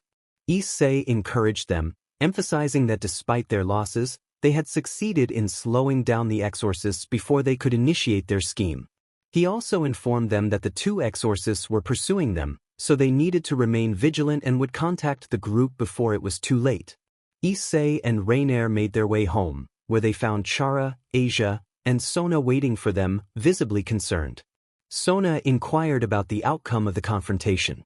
Issei explained that they had only managed to slow the exorcist down. Raynare added that the situation had been going well until Valper intervened, allowing the exorcist to escape. Asia questioned why they hadn't had the advantage. Issei replied that the exorcists had fled like cowards. Sona asked what their next steps would be, and Issei noted that the exorcists would begin their plans sooner or later, so they could relax for a while. He mentioned that he had told the others to rest and was relieved that no one had been injured. Chara cautioned them to be careful about the exorcist's plans, emphasizing the need to stay alert, especially with Valper involved. Issei agreed, suggesting they get some sleep. Everyone concurred and headed to their respective rooms. The next day at 9 a.m., the group arrived at school, where they witnessed the kendo club chasing Matsuda and Motohama for peeking at the girls changing for what seemed like the 50th time. Everyone turned to Sona, who sighed and expressed her frustration at having to deal with the two again. She noted that while many students were perverted, Matsuda and Motohama were the worst, as they continued their antics even after being caught. She pointed out that they were as determined as Issei and Chara.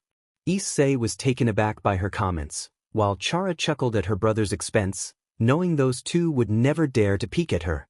Raynare pondered what drove them to seek views of girls in such a misguided way. Asia, however, remained unimpressed, recalling their antics from the past. They then proceeded to their classes, where Matsuda and Motohama attempted to engage Issei in conversation, but he ignored them, recognizing that they had little to discuss beyond their perverted pursuits.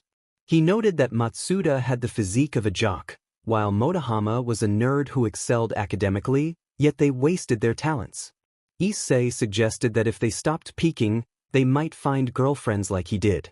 Matsuda declared that they would never give up on looking at women, while Motohama insisted that a pay is life. Issei shrugged, realizing that he had done all he could and left them behind, heading to his biology class where they would be dissecting a frog as part of a practical lesson. Despite the annoyance, he understood the importance of performing well to secure a good college. Issei caught up with the others, though the girls, except Chara, were apprehensive about the frogs. The biology teacher reassured them that they would be working with a fake frog, prompting a collective sigh of relief from the class. The teacher then asked who wanted to go first, and Issei raised his hand, ready to begin. With steady hands, Issei successfully dissected the frog at the designated location, demonstrating precise control. The teacher was impressed by his skill and awarded him full marks for the practical. Issei returned to his seat as the others completed the task, with even those who struggled managing to pass. The teacher concluded the practical, commending the class for their surprisingly good performance, and allowed them to return to their other classes. Everyone expressed their gratitude and left the room. Later that day at 5:30 p.m., Sona and Tsubaki were walking around the school grounds when Sona's familiar approached her with urgent news. Sona listened intently, surprised by the information, and instructed her familiar to leave. After the time stop, when Issei performed the reset, Kiba understood that this timeline was destined for deletion and accepted it as a nightmare, nothing more, nothing less. Kiba had a strong affinity for Issei, his close-knit group of friends and family, particularly the Gremory family, though his feelings toward Rias were subject to change as the story unfolded. He held a neutral stance toward the Occult Research Club, aside from Gasper, and felt similarly indifferent about most fallen angels, devils, angels, and other supernatural beings. His dislikes included anyone who harmed or harassed Issei and his loved ones, exorcists, Excalibur, and the Church. Kiba's hatred was reserved for Valper and Freed, though he had conquered his animosity toward them. He detested RPSTS, criminals, and Rizavim Levon Lucifer. His favorite food was cake, and he possessed abilities such as Sword Birth, Sword of Betrayer, and the Glory Dragon Troop, which was currently locked. His sole trait was bravery, represented by the color orange. Asia Argento, during the battle against Rizavim Levon Lucifer, fought valiantly alongside her adoptive brother and love, Issei Hayu. However, the aftermath left them both in a comatose state. Upon awakening, Asia was devastated to discover that her older sister figure and the other women of the Occult Research Club, except for Roswies, had betrayed Issei by being unfaithful. Seeing Issei in such a broken and vulnerable state, she recognized his suffering from the dragon's fall. Determined to be by his side, she promised herself that she would find Issei in the new timeline, no matter the obstacles. Asia cherished her relationships with Issei, his parents, and friends, including Kiba, Gasper, God, the angels, except Irina, Azazel, Baraquil, Fafnir, Chara, and anything that Issei liked. She felt neutral toward Kuo Academy and other supernatural beings, including Ophis and Great Red, though her feelings might change as the story progressed. Asia disliked anyone who insulted Issei or Chara, those who harmed her parents, the Cows Brigade, Warmongers, the Kendo Club, and Rizavim Levon Lucifer. She held no hatred in her heart, embodying kindness as her sole trait, though it remained locked. Previously, the aftermath of the battle against the stray exorcist Freed and the stray priest Valper Gaglielli had left the priest escaping into the darkness, with Zenobia and Irina in pursuit. Issei and the others returned home, believing there was nothing left to do. The next day, while patrolling the school grounds, Sona's familiar discovered Irina, defeated and lying on the ground. Upon hearing this, Sona immediately summoned everyone to the location. They arrived just in time to confront Freed, who claimed that their master was responsible for Irina's condition. Looking up, they saw Cocabeal, a cadre angel of Grigori, appear before them. After sending Irina to the Citri mansion for treatment, Cocabeal greeted them and revealed his intentions for war. He admitted to being bored with peace and had stolen the swords to provoke the church, intending to harm Sona and Rias to incite the Satans. He then flew toward the school to initiate the final phase of his plan, prompting Issei and the others to follow him. Cocabeal awaited the Satans' arrival, and upon learning they would come soon, he summoned Cerberus to entertain himself. He watched with interest as Issei and Rias battled the dogs, finding them worthy opponents. After defeating the Cerberus, Kiba charged toward Valper, fueled by hatred. Discovering the true purpose of the test subjects filled everyone with disgust. As Kiba grappled with the harsh truth, the souls of those who had perished due to Valper's actions encouraged him to unlock his balance breaker and embrace his sole trait, bravery. Valper, realizing the reason behind the merging of holy and devil powers, met his end at Cocabeal's hands. Cocabeal then revealed the shocking truth about God's demise to the group. However, Issei remained unfazed, having never been a strong believer. His only desire was to protect his family from threats like Cocabeal. The two engaged in battle, with Issei nearly gaining the upper hand. Just as Kokabeel was about to finish him off, Valley intervened, stating that Azazel had ordered him to take Issei away. Valley and Issei retreated to a secluded location, where Valley explained that the mastermind of the Cows Brigade was seeking another way to destroy and access other dimensions. He also mentioned that his team, including Kuroka, missed Issei before departing with Kokabeel. Afterward, Issei and the others decided to return home, reflecting on the chaotic day they had endured. They celebrated their hard-fought victory over Kokabeel, acknowledging the intense battle that had pushed each member of their group to their limits. Kiba had unlocked his soul trait and balance breaker, and the revelation of God's death weighed heavily on some of the characters. Zenobia pondered how a heretic could wield Durandal so efficiently and without drawbacks. The death of God had not shaken her, but she needed to return the sword to the church. When she asked Issei for Durandal back, he readily agreed. However, as she reached for the sword, it reacted unexpectedly, causing a minor cut on her hand. Issei was surprised that he could handle Durandal this time instead of Ascalon, leaving Zenobia in a state of confusion as she contemplated her life choices. She then left, realizing she had nowhere to go, along with the rest of his team as they returned to their homes. Sona remarked on how eventful the day had been, commenting on how it was quite a way to finish the week. Rias expressed her hope of finding someone who would love her as Issei loved Sona. Sona encouraged her to stay positive and advised her not to let go of someone who loved her unconditionally. Rias promised she would hold on. Sona noted that Rias was different this time and decided to give her a chance. Issei wondered how he was supposed to carry the sword home since he couldn't access the dimension Zenobia used to summon it. Sona suggested he try incorporating it into his sacred gear. Issei agreed and, with Draigg's guidance, managed to merge the sword's wavelength with his gear, allowing him to summon the sword whenever he wished. Issei suggested they head home and celebrate their hard-fought victory. Saji expressed his frustration about being stuck creating a barrier and not having fun during the battle. Issei reassured him that he would have his chance for excitement later. The next day at 2 p.m., Issei and Asia walked toward the ORC, having been summoned by Satan Surzek's Lucifer for an important discussion. On their way, they noticed a skeleton leaning against a pole next to a house.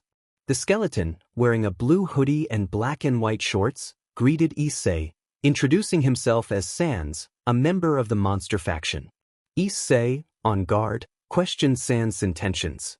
Sans clarified that he was not there to fight and expressed his disinterest in joining Hades's faction, humorously commenting on Hades's need for sunshine.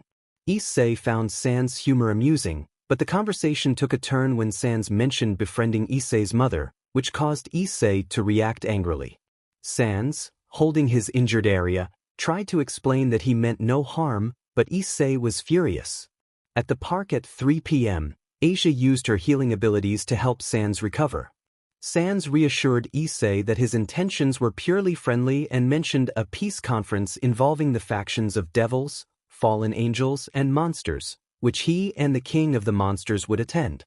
Issei inquired about Gaster, and Sans explained that Gaster had been his mentor and a renowned scientist until an experiment went wrong, leaving him trapped in the void. Asia felt sympathy for Gaster, who had only wanted to pursue his ambitions. Sans encouraged Asia not to dwell on it and prepared to leave, promising they would meet again soon.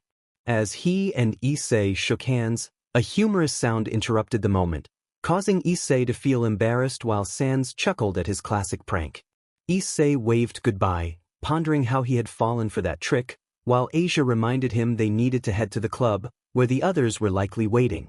In the ORC room at 3:30 p.m., Rias expressed her impatience about Issei's arrival. Kiba reassured her that he would come soon, and Surzek playfully urged her to be patient. He then asked Kiba to demonstrate his soul trait and the Sword of Betrayer. Kiba complied, activating his trait and summoning the sword. As he charged at Surzek effortlessly held the sword with 4 fingers, acknowledging Kiba's improvement and commending his ability to withstand his aura. Kiba felt a sense of pride as he received praise from Lord Lucifer. Surzek then instructed Graphia to nullify the dimension. At that moment, The doors opened, revealing Issei and Asia. Issei arrived with a casual demeanor, commenting on how he seemed to have missed the earlier events. Rias expressed her concern about his absence, while Aquino noted how long they had been waiting. Issei apologized, explaining that he had encountered someone on his way. Dxd reassured them that it was not an issue, mentioning that he had just been testing Kiba's strength. He acknowledged Kiba's impressive abilities, suggesting that he might be eligible for the middle-class examination to advance his status. Asia congratulated Kiba, who graciously thanked her. Curious about Issei's intentions, Dxd inquired about the topic he wished to discuss. Issei requested a private conversation, and Dxd agreed, teleporting the four of them to his dimension.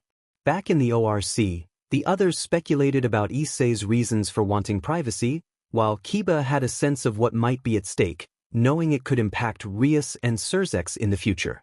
Once in the new dimension, Dxd asked Issei what was on his mind. Issei introduced the concept of soul traits, prompting Dxd to inquire about Issei's specific trait.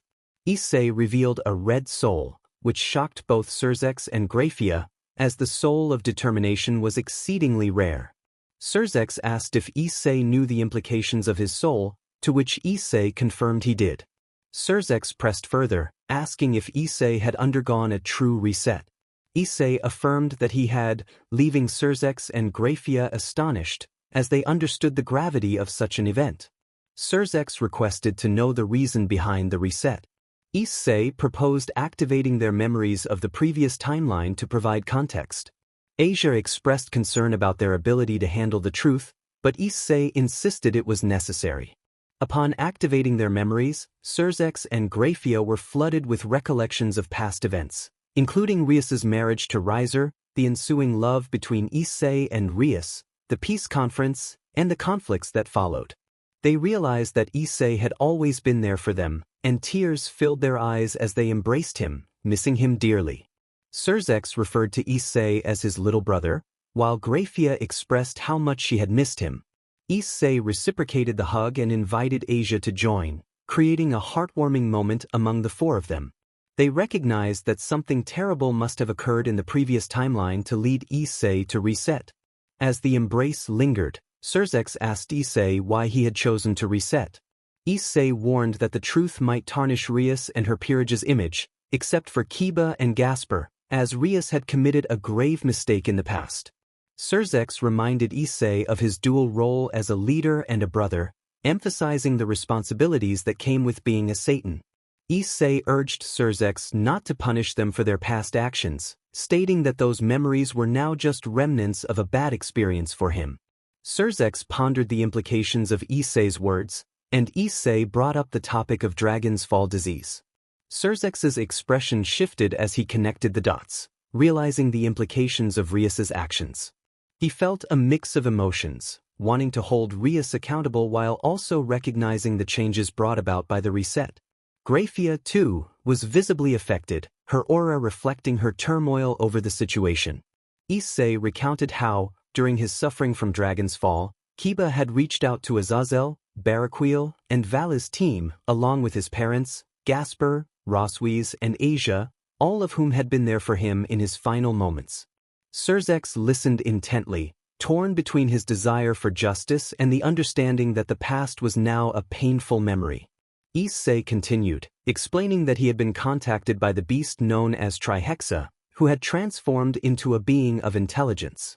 Dxd was taken aback, questioning how the beast could possess such awareness, as he had always believed it to be mindless.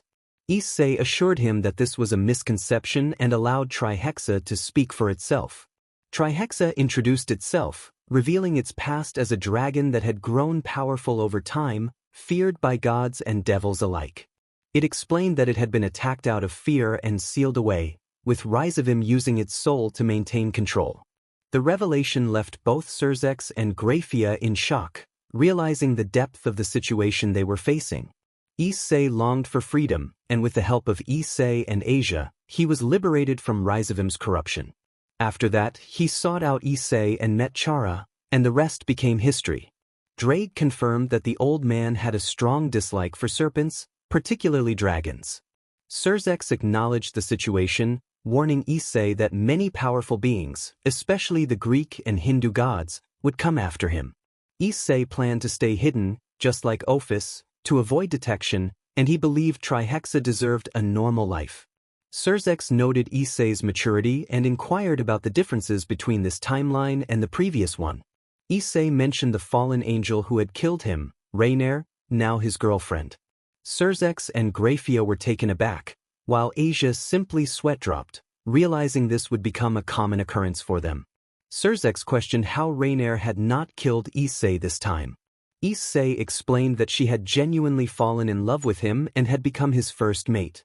Graphia understood, and both she and Dxd noticed the blush on Issei's cheeks, realizing he had truly fallen in love. They felt that Rias and the other girls who had betrayed him did not deserve him, and they were determined to keep Rias away from him to avoid losing their little brother again. Issei then asked if there was anything else to discuss. Dxd expressed disbelief at Issei's forgiveness towards Rias, stating that he would have sought revenge. Issei reflected on his initial desire for vengeance but realized it would not change anything. He valued the connections he had with others and did not want to hurt them by retaliating against those who had betrayed him. He believed that hatred only perpetuated more hate, and he wanted to break that cycle. Dxd found Issei's perspective understandable, and Graphia agreed, noting that she would never accept betrayal in a relationship. Dxd praised Issei for his remarkable nature, acknowledging that not everyone could forgive as he did. Issei humbly accepted the compliment. As they prepared to leave, Dxd mentioned that others might be worried about them. Issei agreed and they exited the time-space, leaving Rias and the others curious about their conversation. Dxd and Graphia kept Issei's power a secret, knowing that if others discovered it, they might use Issei against them. Rias approached her brother, eager to know what had transpired. Dxd casually mentioned they had just been chatting and reminded her of the upcoming Parents' Day, which was the reason for their visit. Rias was surprised that he knew, and when she asked Graphia if she had told him, Graphia remained silent. Dxd explained that he had his ways of finding out. He then asked Issei if he could stay at his place since he had not booked a hotel. Issei agreed but noted that Sona and Raynare might not appreciate it. Dxd assured him it would not be a problem. Later that evening, they arrived at the Hayadu residence, where Sona and Raynare were shocked to see Satan Lucifer. Chara stood nearby, amused, while Issei's parents were equally surprised by his presence. Dxd took a moment to apologize for his sister's actions, bowing respectfully to Issei's parents. He regretted not raising Rias properly, feeling that her behavior stemmed from being overly pampered. Miki, Issei's mother, asked if Dxd was aware of the situation. Issei nodded, and although his parents were confused, they accepted the apology. Goro, Issei's father, encouraged Dxd to keep his head high, assuring him it was not his fault and that they were still family despite Rias's actions. Dxd expressed gratitude for their understanding, and Miki welcomed him into their home, suggesting they celebrate together. As the evening progressed, Issei and Sona found themselves in a private room. Sona questioned Dxd's presence, but Issei reassured her that it was not an issue. Sona, trying to maintain her stoic demeanor, felt nervous in Lord Lucifer's presence. Issei took her hand, noticing it was clammy, and his touch provided her comfort, reminding her that her boyfriend would always be by her side. Raynare expressed her gratitude to Issei, who promised to always be there for her. Sona, feeling left out, pouted, prompting Issei to kiss her forehead gently, calming her down. He then embraced Asia, who melted into his hug, feeling safe and cherished. That was when Dxd arrived, smiling warmly at the scene. He expressed his hope that he wasn't interrupting anything. Sona assured him that nothing was happening. Dxd then remarked that it was good to see them both and noted that Issei seemed to be bringing Sona back to her usual self, rather than the strict persona everyone else saw. Sona blushed and remained quiet. Dxd continued, mentioning that he had been informed by Azazel that Raynare was staying with Issei, indicating that her feelings for him were genuine, unlike before. Raynare confirmed her love for Issei and expressed regret for her past self, vowing that if she ever encountered that version of herself, she would make her regret her choices. Dxd acknowledged her sentiment and thanked Asia for her unwavering support of Issei. He then shifted the conversation, informing them that Rias could release her bishop, as she was now strong enough to handle him. Issei confirmed that he was referring to Gasper. Dxd explained that Gasper had been sealed away because Rias couldn't control him at the time, but now she could. He then indicated that he needed to speak with Issei and would be borrowing him for the night. The three girls protested, but Dxd reassured them that it was just for one night. Eventually, they relented, leaving after giving Issei a kiss. Dxd sighed, knowing that he would always attract girls, no matter how hard he tried. At the Hayadu residence, Issei was wide awake at 3 a.m., unable to sleep due to the many changes that had occurred. Dxd noticed his restlessness and asked if he couldn't sleep. Issei mentioned the numerous changes and his encounter with Gaster. Dxd inquired about Gaster, and Issei explained that he had met him once in the void. Dxd, intrigued, asked how Gaster ended up there, to which Issei replied that it was due to an experiment gone wrong.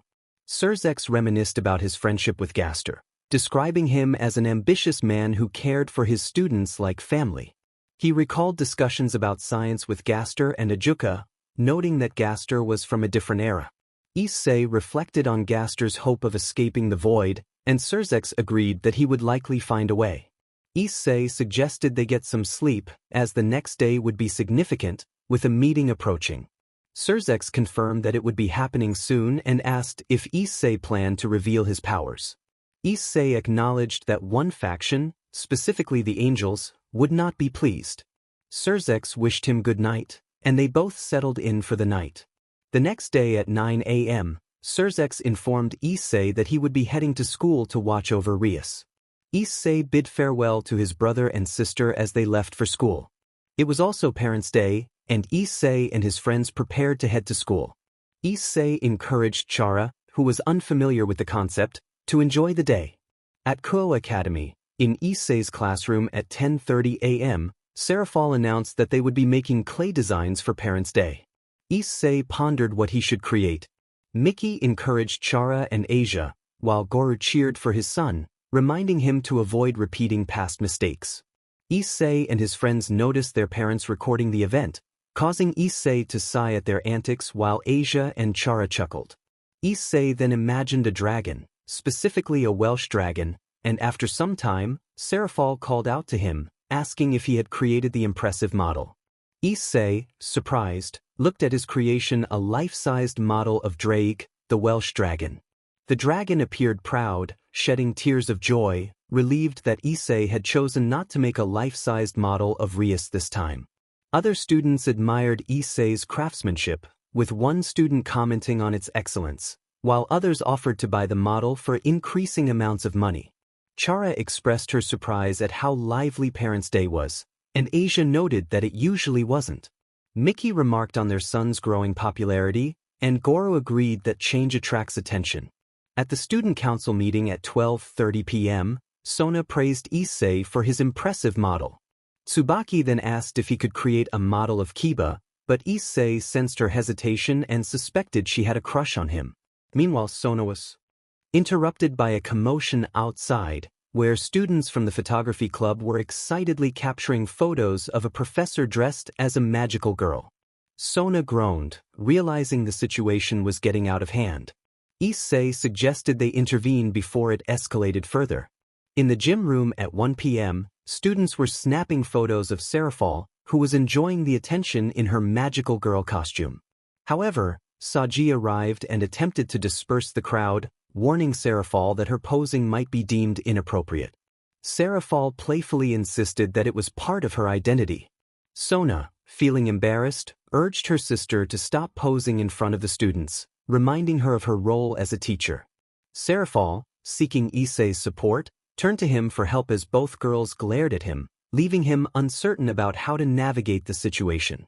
Sona expressed her frustration, stating that she could not allow her sister to pose in such a way. She had already given Serafal one chance, and that was it. Serafal, however, continued to hover around Sona, pleading for permission. Eventually, Sona reached her breaking point and cried out in despair, unable to handle the situation any longer. She ran away, with Seraphol chasing after her, calling out for her to wait. Issei sighed, realizing he needed to intervene. He instructed Saji to manage the chaos Seraphol had caused and decided to pursue Sona himself, knowing it would be a long day filled with chasing and comforting her while dealing with the situation involving the Satan Leviathan. On his way, he encountered his parents and Asia. Mickey asked Issei why he was in such a hurry, and he explained that Seraphol had made Sona cry, prompting his pursuit. Goro informed Issei that they had just met Rias's mother, Venelina, the principal, who had apologized for her daughter's actions and mentioned a change in Issei's behavior, noting that he had gained a following. Goro also mentioned that they had invited Rias's brother and Sona's sister to a party that evening. Issei hurried towards Sona and Seraphol, eventually finding them talking with Rias and Aquino. They felt sympathy for Sona, knowing that Rias's brother was also quite attached to his sister. Sona greeted Issei, relieved to have lost Seraphol, but Issei brought her bad news, confirming that Seraphol would indeed be attending the party as a guest. Sona realized she would be embarrassed and lamented her fate. Rias, having been informed beforehand about her brother's attendance at Issei's house, felt a sense of relief at being spared from embarrassment. Later that night at the Hayadu residence, the Hayadu couple, along with the Lucifers and Seraphol, watched videos of their children. They felt proud of how well Asia, Chara, and Issei had performed during Parents' Day. The next video featured Surzex showcasing Rias's performance, despite her protests to stop recording. Finally, Seraphol shared footage of her sister's achievements, which overwhelmed Sona, prompting her to return home. She felt as though she was enduring endless embarrassment. Issei followed her into the room, finding her huddled in a corner. He offered to let her come into his room, and she accepted, lying down on the bed with her face against the mattress. Issei watched her in silence, feeling pity for her distress. Sona eventually spoke up, asking if he was glad to have met her. Issei affirmed that he was, expressing how she had taught him to embrace every part of her, including her flaws. He believed she should appreciate her sister's affection, as Seraphol loved her dearly. Sona promised to try to get along with Seraphol. She then approached Issei and kissed him, and he reciprocated with a passionate kiss. Suddenly, the lights turned on, revealing a smiling Raynare and a jealous Asia. Raynare teased Issei about his pursuit of Sona, while Asia expressed her frustration at Sona. Sona, feeling embarrassed, insisted that it wasn't what it seemed. Seraphol entered the room, commenting on the lively atmosphere. Sona took the opportunity to apologize to her sister for ignoring her and not trying to understand her better. Seraphol reassured Sona that it was all right and expressed her happiness for her sister, noting how Issei had helped Sona become more open. She promised to always be by Sona's side. As Seraphol left the room, she watched Sona laughing and enjoying herself with Issei and the others. Despite her sister's happiness, Seraphol felt a pang of sadness in her heart, reflecting on her own unfulfilled desires over the past 5 centuries.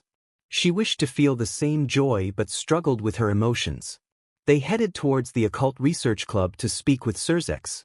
After revealing his determination and triggering their memories of the past timeline, both Surzex and Graphia remembered who Issei was and immediately embraced him, along with Asia, who was present. When Surzex inquired about Issei's reasoning for the reset, Issei recounted everything from Rias's betrayal to the slander he faced from her and her peerage, with a few exceptions.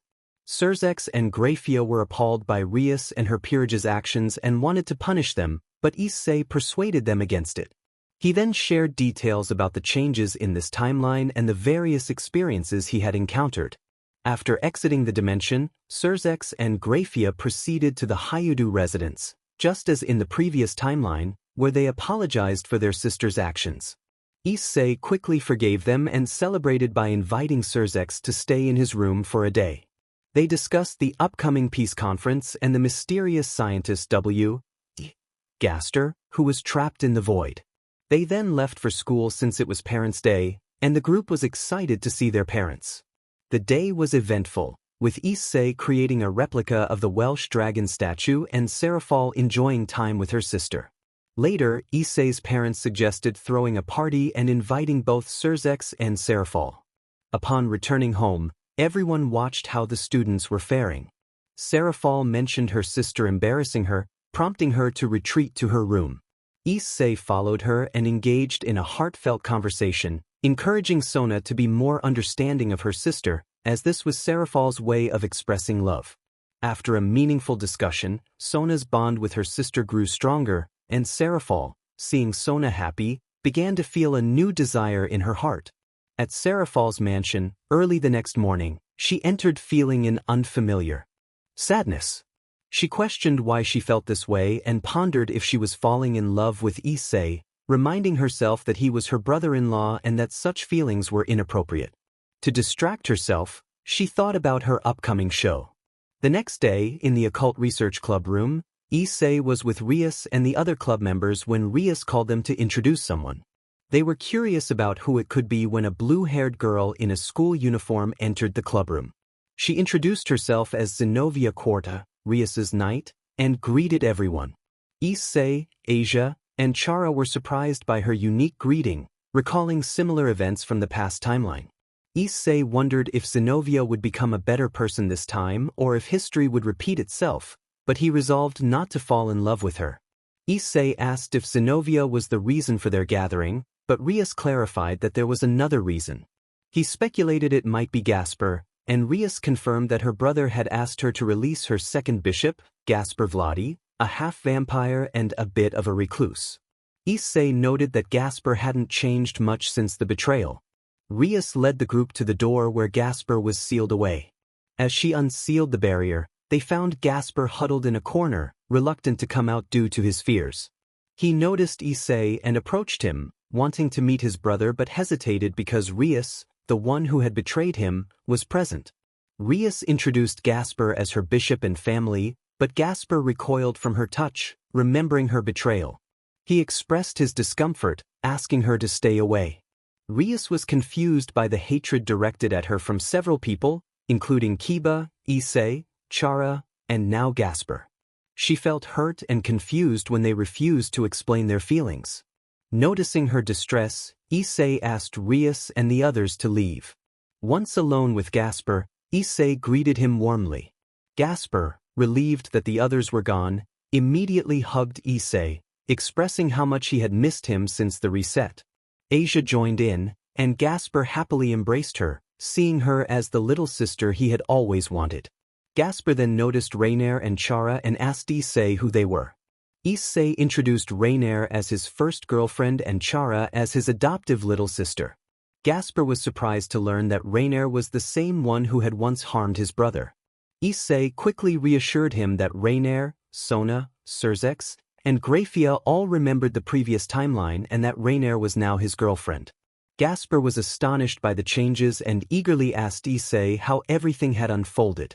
Issei chuckled and prepared to explain the many changes that had occurred since the reset, including how Chara became his little sister and his relationship with Raynare.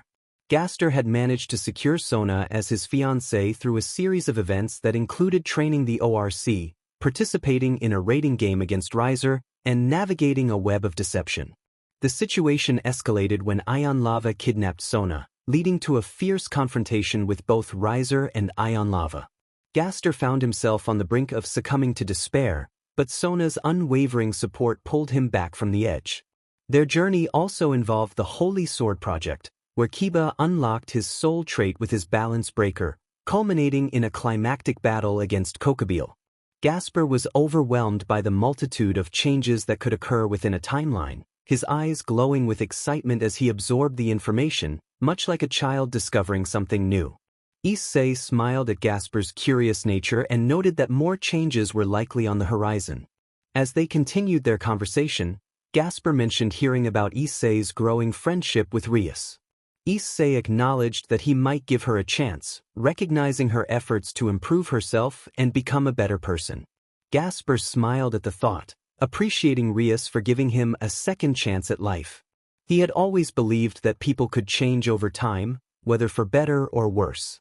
Determined to reunite with his parents and friends, Gasper expressed his eagerness to meet Azazel, Baraquil, and Roswiz after such a long time apart.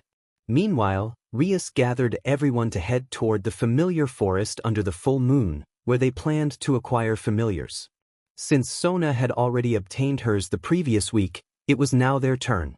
Issei hoped for a good familiar this time, while Asia expressed her desire to bond with a sprite dragon again. Upon arriving, they were greeted by Dxd, the familiar master, who welcomed them and led them deeper into the forest. Asia's eyes lit up when she spotted the sprite dragon she had previously bonded with. As she approached, the dragon recognized her and snuggled close, as if they had known each other for ages. Asia held the sprite dragon tenderly, expressing how much she had missed him. Issei, noticing the interaction, recalled a past incident with Draigg, who humorously reminded him of his earlier mischief. Issei had matured since then and was curious about Tiamat, wondering if she was still around. Draigg confirmed her presence, but his expression turned somber as he recounted a tale of lost love, revealing how he had once loved a female dragon who had chosen treasures over him. Despite the sadness, he had found strength and new passions, but the scars of rejection remained. Issei and Trihexa offered their support to Draigg, assuring him that they would always be there for him. Grateful for their friendship, Draigg felt a sense of comfort. As Issei interacted with the sprite dragon, the creature attempted to zap him playfully, only to be surprised when Issei remained unfazed. Issei reassured the dragon, emphasizing that he meant no harm and encouraging it to grow stronger to protect Asia. The sprite dragon responded positively to Issei's gentle touch, and Asia felt joy at the bond they were forming. Dxd, astonished by the dragon's choice, confirmed that sprite dragons typically avoided humans, but this one had sensed Issei's pure heart. Asia eagerly accepted the dragon as her familiar. Amidst this, Chara noticed a familiar flower and approached it, sensing something significant. As she drew closer, a familiar face appeared, along with another soul of determination. The two recognized each other, and Chara joyfully embraced Flowey, who had once been known as Issei, the son of the monster king and queen. Flowey, curious about Issei, learned that he was Chara's adoptive older brother, now known as Chara. Flowey felt a wave of nostalgia and regret, but Chara reassured him with an embrace, affirming that he would always be her brother, just as Issei was. Flowey expressed gratitude to Chara, while Issei mentioned how pleased he was to finally meet Issei, teasing him about being a crybaby. Flowey protested that this was supposed to be a secret, but Chara playfully acknowledged that Issei was now aware of it. Issei felt embarrassed, knowing that his secret had been revealed to someone he might consider an older brother. Issei then inquired about Flowey's presence in the familiar forest. Flowey explained that he had come seeking peace, feeling isolated and without a place to belong. Issei offered to take him along, suggesting that he could reunite with his sister and possibly their father, who was also coming for peace negotiations. Flowey's eyes widened at the mention of his father, expressing doubt about being accepted in his current state. Issei reassured him, sharing his own experience of being accepted despite his past, and spoke highly of Mr. Dreamer, suggesting he would be overjoyed to have Issei back. Flowey contemplated this, reflecting on his long journey and the emotional emptiness he had felt. With a newfound sense of hope, he agreed to join Issei. Issei welcomed him to the family and asked if he could call him Issei. Flowey happily accepted the nickname and suggested calling Issei Is.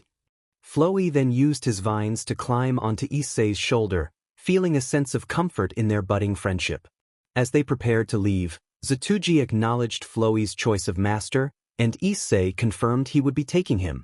Dxd asked what their next step would be, and Issei explained they would return since everyone had found their familiars. Raynare welcomed Flowey to the family, and he reciprocated the sentiment. Rias announced she would open the portal, and just as they were getting ready, a sudden blast struck everyone. Fortunately, Issei sensed the danger and acted a barrier to protect them. A voice called out, and Draigg recognized it as Tiamat, the Chaos Karma Dragon, who had caused great harm in the past. Issei tensed, knowing her reputation and the threat she posed. The others were taken aback by her presence, especially Dxd, who had not anticipated her arrival. Tiamat was furious that the host of Draigg had come to her domain, and Issei's anger flared as he confronted her, demanding to know her intentions. Draigg and Trihexa glared at Tiamat, recalling the destruction she had wrought. Tiamat's fury was palpable, and the tension in the air was thick. Issei instructed everyone to return to the portal, urging Flowey to stay with Chara for the time being, as he had a score to settle with Tiamat. Flowey complied, and Rias and Raynare wished Issei safety, with Raynare encouraging him to confront Tiamat. As the portal closed, Issei faced Tiamat, his eyes burning with anger. She hovered above them, her bluish-white hair glowing in the dim light of the forest, her horns radiating power. Dxd contemplated whether to call for help, but Issei urged him to evacuate the familiars to safety and contact Surzex, warning that the impending battle would be dire. Dxd nodded and teleported away, leaving Issei alone with Tiamat, ready to confront the challenge ahead. Issei faced Tiamat, ready for the confrontation. Tiamat, furious, demanded to know why he dared to enter her territory after losing her treasure. Draigg defended Issei, reminding Tiamat of her past actions against innocent people in her quest for revenge, all for a mere piece of metal. Tiamat vowed that Draigg would pay, and that Issei would suffer for his host's actions. Issei, undeterred, challenged Tiamat, proposing that if he won, she would become his second familiar. Tiamat laughed at the absurdity of his request, convinced that victory would be hers without effort. Draigg countered her arrogance, asserting that Issei had faced and defeated beings far more powerful than her, growing stronger with each battle. He lamented the harshness of their past relationship and the suffering of his previous hosts, who had only sought to use his power for good. As Tiamat charged at Issei, her anger fueling her attack, Issei skillfully sidestepped and countered with a powerful strike to her stomach, sending her flying. He summoned Durandal, wielding it with precision as he engaged Tiamat in combat. Issei fought with determination, using the blade to protect himself while delivering calculated blows to Tiamat. She struggled to keep up, realizing she needed to end the fight quickly. Meanwhile, Issei kept his true power hidden, focusing on stalling Tiamat to allow Dxd to evacuate the familiars from the battlefield. Dxd confirmed that everyone had been moved to safety, prompting Issei to prepare for the next phase of the battle. He donned his red armor, ready to confront Tiamat, the strongest opponent he had faced. With a heavy punch to her gut, he took advantage of the terrain, dealing significant damage. Tiamat attempted to retaliate, but Issei evaded her strikes and countered with a punch to her face, escalating the intensity of the fight. Despite her attempts to block his relentless barrage of punches, Tiamat found herself taking damage. She evaded one of Issei's attacks, only for him to unleash a well-timed dragon shot, which she barely managed to deflect. Tiamat realized that Issei was not giving her any space to strategize, and she recognized him as the strongest Welsh dragon host she had encountered. Determined to eliminate him before it was too late, she launched an offensive, but Issei effortlessly countered her attack with one hand. With a smirk hidden beneath his armor, Issei delivered an uppercut as Tiamat struggled to free herself. In a fit of rage, she unleashed a magical blast, but Issei used Divide to neutralize it, shocking Tiamat with his access to Albion's power.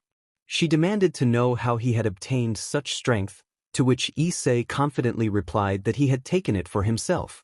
Draigg chimed in, reminding Tiamat that even the impossible could become possible if one wished hard enough. Frustrated, Tiamat lunged at Issei with all her might. In response, Issei summoned several wyverns made from parts of the dividing gear he had acquired in a previous timeline. These wyverns began siphoning Tiamat's magical power, charging up two cannons that appeared on Issei's back. With Draigg's constant support, Issei prepared to unleash his full power. Tiamat struggled against the wyverns, unable to evade their draining abilities. As the blast from Issei's cannon struck her, she was sent flying, unable to withstand the combined force of the attack. Issei then used Durandal to sever her legs, causing her to scream in anguish. Helpless and filled with rage, Tiamat glared at Issei, vowing not to accept defeat. In a final act of desperation, she transformed into her dragon form, determined to eliminate Issei, the host of Draigg, no matter the cost. She then transformed into a pale blue western dragon with celestial blue scales. Issei observed her dragon form with awe. Trihexa urged Issei to take their power to the next level, and Issei agreed. Together, they activated their balance breaker, Trihexa mode. Issei transformed into a new form, featuring 4 wings, 2 draconic and 2 fallen, along with blackish armor and a jet black tail. His armor radiated immense power, reminiscent of a dragon god. This was the first time Issei wielded such power, and he struggled to adapt, feeling the strain on his body. He asked Trihexa how long he had before deactivation, to which Trihexa replied that he had about 3 hours. Issei felt confident, believing it was more than enough time to defeat her. Draigg wished Issei the best as he charged toward the Dragon King. She retaliated with chaos fire, attempting to damage him. Draigg cautioned Issei that the fire could burn even gods. Issei skillfully dodged the flames and landed a fierce punch to the dragon's jaw, breaking a few of her teeth. He then unleashed an extinction ray, but Tiamat dodged it instinctively.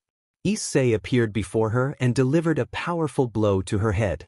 After sustaining heavy damage, Tiamat decided to use her ultimate attack, Chaos Bomb. She began charging the bomb, intent on defeating Issei. Draigg warned Issei that this blast could level countries and continents, emphasizing the urgency to stop her before she destroyed the familiar forest. As Tiamat charged her sphere, Issei directed the wyverns to absorb its power. However, the energy was overwhelming, and they began to falter, although some managed to transfer the sphere's power to Issei. Realizing it was time to end the battle, Issei unleashed the Extinction Storm.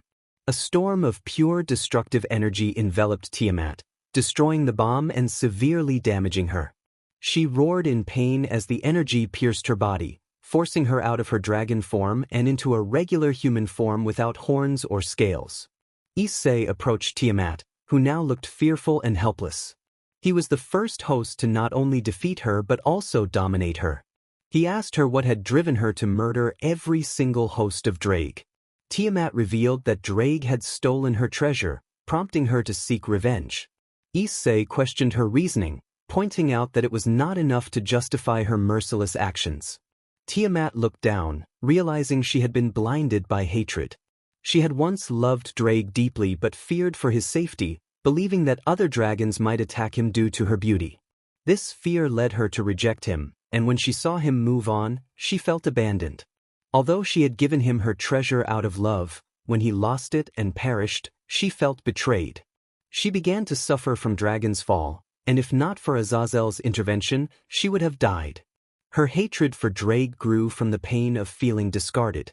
Tiamat shared her story with Issei, leaving him and the other 2 dragons in shock.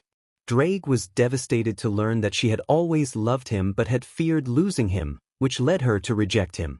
If he had known this, he would have never left her to seek strength. Issei, understanding the pain of fear in relationships, encouraged them to forgive each other and give their love a second chance. He suggested that perhaps they could rekindle their feelings and even start a family together, as Tiamat had always wished. Issei expressed his surprise at Tiamat's suffering, prompting Draigg to speak. He admitted that he never knew she loved him and thought she had rejected him for being weak. He had trained hard to become stronger, seeking an even playing field. Unfortunately, the 3 factions had caused their downfall, leading to the loss of her treasures. He asked if she still loved him after all these years. Tiamat, overwhelmed with emotion, confessed her enduring love for Draigg. She had feared for his life and thought he had abandoned her. Tears streamed down her face as she expressed her true feelings. Draigg, moved by her words, asked if they could start over in their relationship. Tiamat looked at Draigg, longing for a second chance. She embraced Issei, who shared the moment with Draigg. In that hug, Draigg felt as though he had found love again after all those years. Tiamat expressed her gratitude to Draigg and acknowledged Issei, who preferred to be called Issei. As they spoke, a crest appeared, and a portal opened, revealing Surzex Lucifer and his wife, Graphia. Surzex remarked that he had missed the action, to which Issei playfully noted that his brother had arrived late to the party. Surzex inquired about what he had missed, and Issei shared that he had faced his toughest battle yet, along with a heartfelt moment between 2 dragons. Surzex was surprised to learn of Tiamat's feelings for Draigg, and Tiamat confirmed her affection for him. Dxd, dismissing formalities, acknowledged Issei's powerful familiar, to which Issei proudly mentioned that he had 2 familiars. As Issei began the chant, Tiamat became his second familiar, following Flowey, who had been his first. They opened a portal that revealed a concerned group waiting for them. The 3 girls embraced Issei, only to be taken aback when Tiamat emerged from the portal. Sona asked how this was possible, and Issei explained that Tiamat was his new familiar, with Flowey being the first. The group was astonished that Issei had managed to tame Tiamat, the Dragon King, as his familiar, a feat that seemed impossible to many, especially those who remembered the past timeline. Issei was eager to share his story, and Rias encouraged him to recount what had happened. As he narrated the events, the group initially felt sympathy for the Dragon King but soon found joy in the rekindled relationship. They then returned home to prepare for the peace conference scheduled for 2 days later. 2 days later, at Kuo Academy, the peace conference commenced at 2 p.m. The faction leaders gathered for the meeting, which aimed to rebuild the Christian pantheon and resolve a long-standing conflict among the 3 factions. Dxd, Lucifer and Seraphal Leviathan represented the Devil faction, while Azazel attended for the Fallen Angel faction. Michael and Gabriel were present from the Angel faction. Michael confirmed that everyone was in attendance, but Dxd noted that the Monster faction was still missing. Michael and Gabriel exchanged glances, recalling the fate of that faction, which had been sealed away by humanity due to fear. They had been informed that the King of Monsters, along with his judge, would be attending the conference. As they waited, a familiar presence approached. Issei, along with his friends and Sona, arrived at the meeting, having also been invited. Flowey and Tiamat had joined Issei, as they were his familiars. Azazel and Michael were astonished. They had no idea Issei was powerful enough to train the strongest Dragon King. Azazel's jaw dropped at the sight of Tiamat beside Issei, who was the host of Draigg. Tiamat had suffered from Dragon's Fall, and Issei was the one who had cured her. Azazel was curious about what had transpired to make her accept not only Issei but also Draigg. They decided to keep this information under wraps for the time being. Suddenly, 2 energy spikes appeared, signaling the arrival of monsters who had come to negotiate with the peace faction. The King of Monsters and his judge had arrived. Dxd welcomed Askari Dreamer, expressing his pleasure at finally meeting him. Askari noticed Chara and Flowey next to a brown-haired boy. He felt a strong urge to hug them and ask how they had survived for 400 years, but he also wanted to meet the Red Dragon Emperor to learn more about him. Just then, Sans appeared, dressed in formal attire, likely coerced by his brother. Though uncomfortable, he managed to tolerate it as they prepared to begin the peace negotiations. Dxd explained that the devils no longer wished to engage in war or attacks. They were done with that. Michael added that they too were tired of conflict, but given the reports from Sona Citri and Rias Gremory about Kokobil's attempt to provoke a war, he turned to Azazel for his thoughts as the Governor-General of Fallen Angels. After the peace conference, Issei was heading home, reflecting on the chaotic events that had unfolded. He had just learned about a new Sonic game that had hit the market.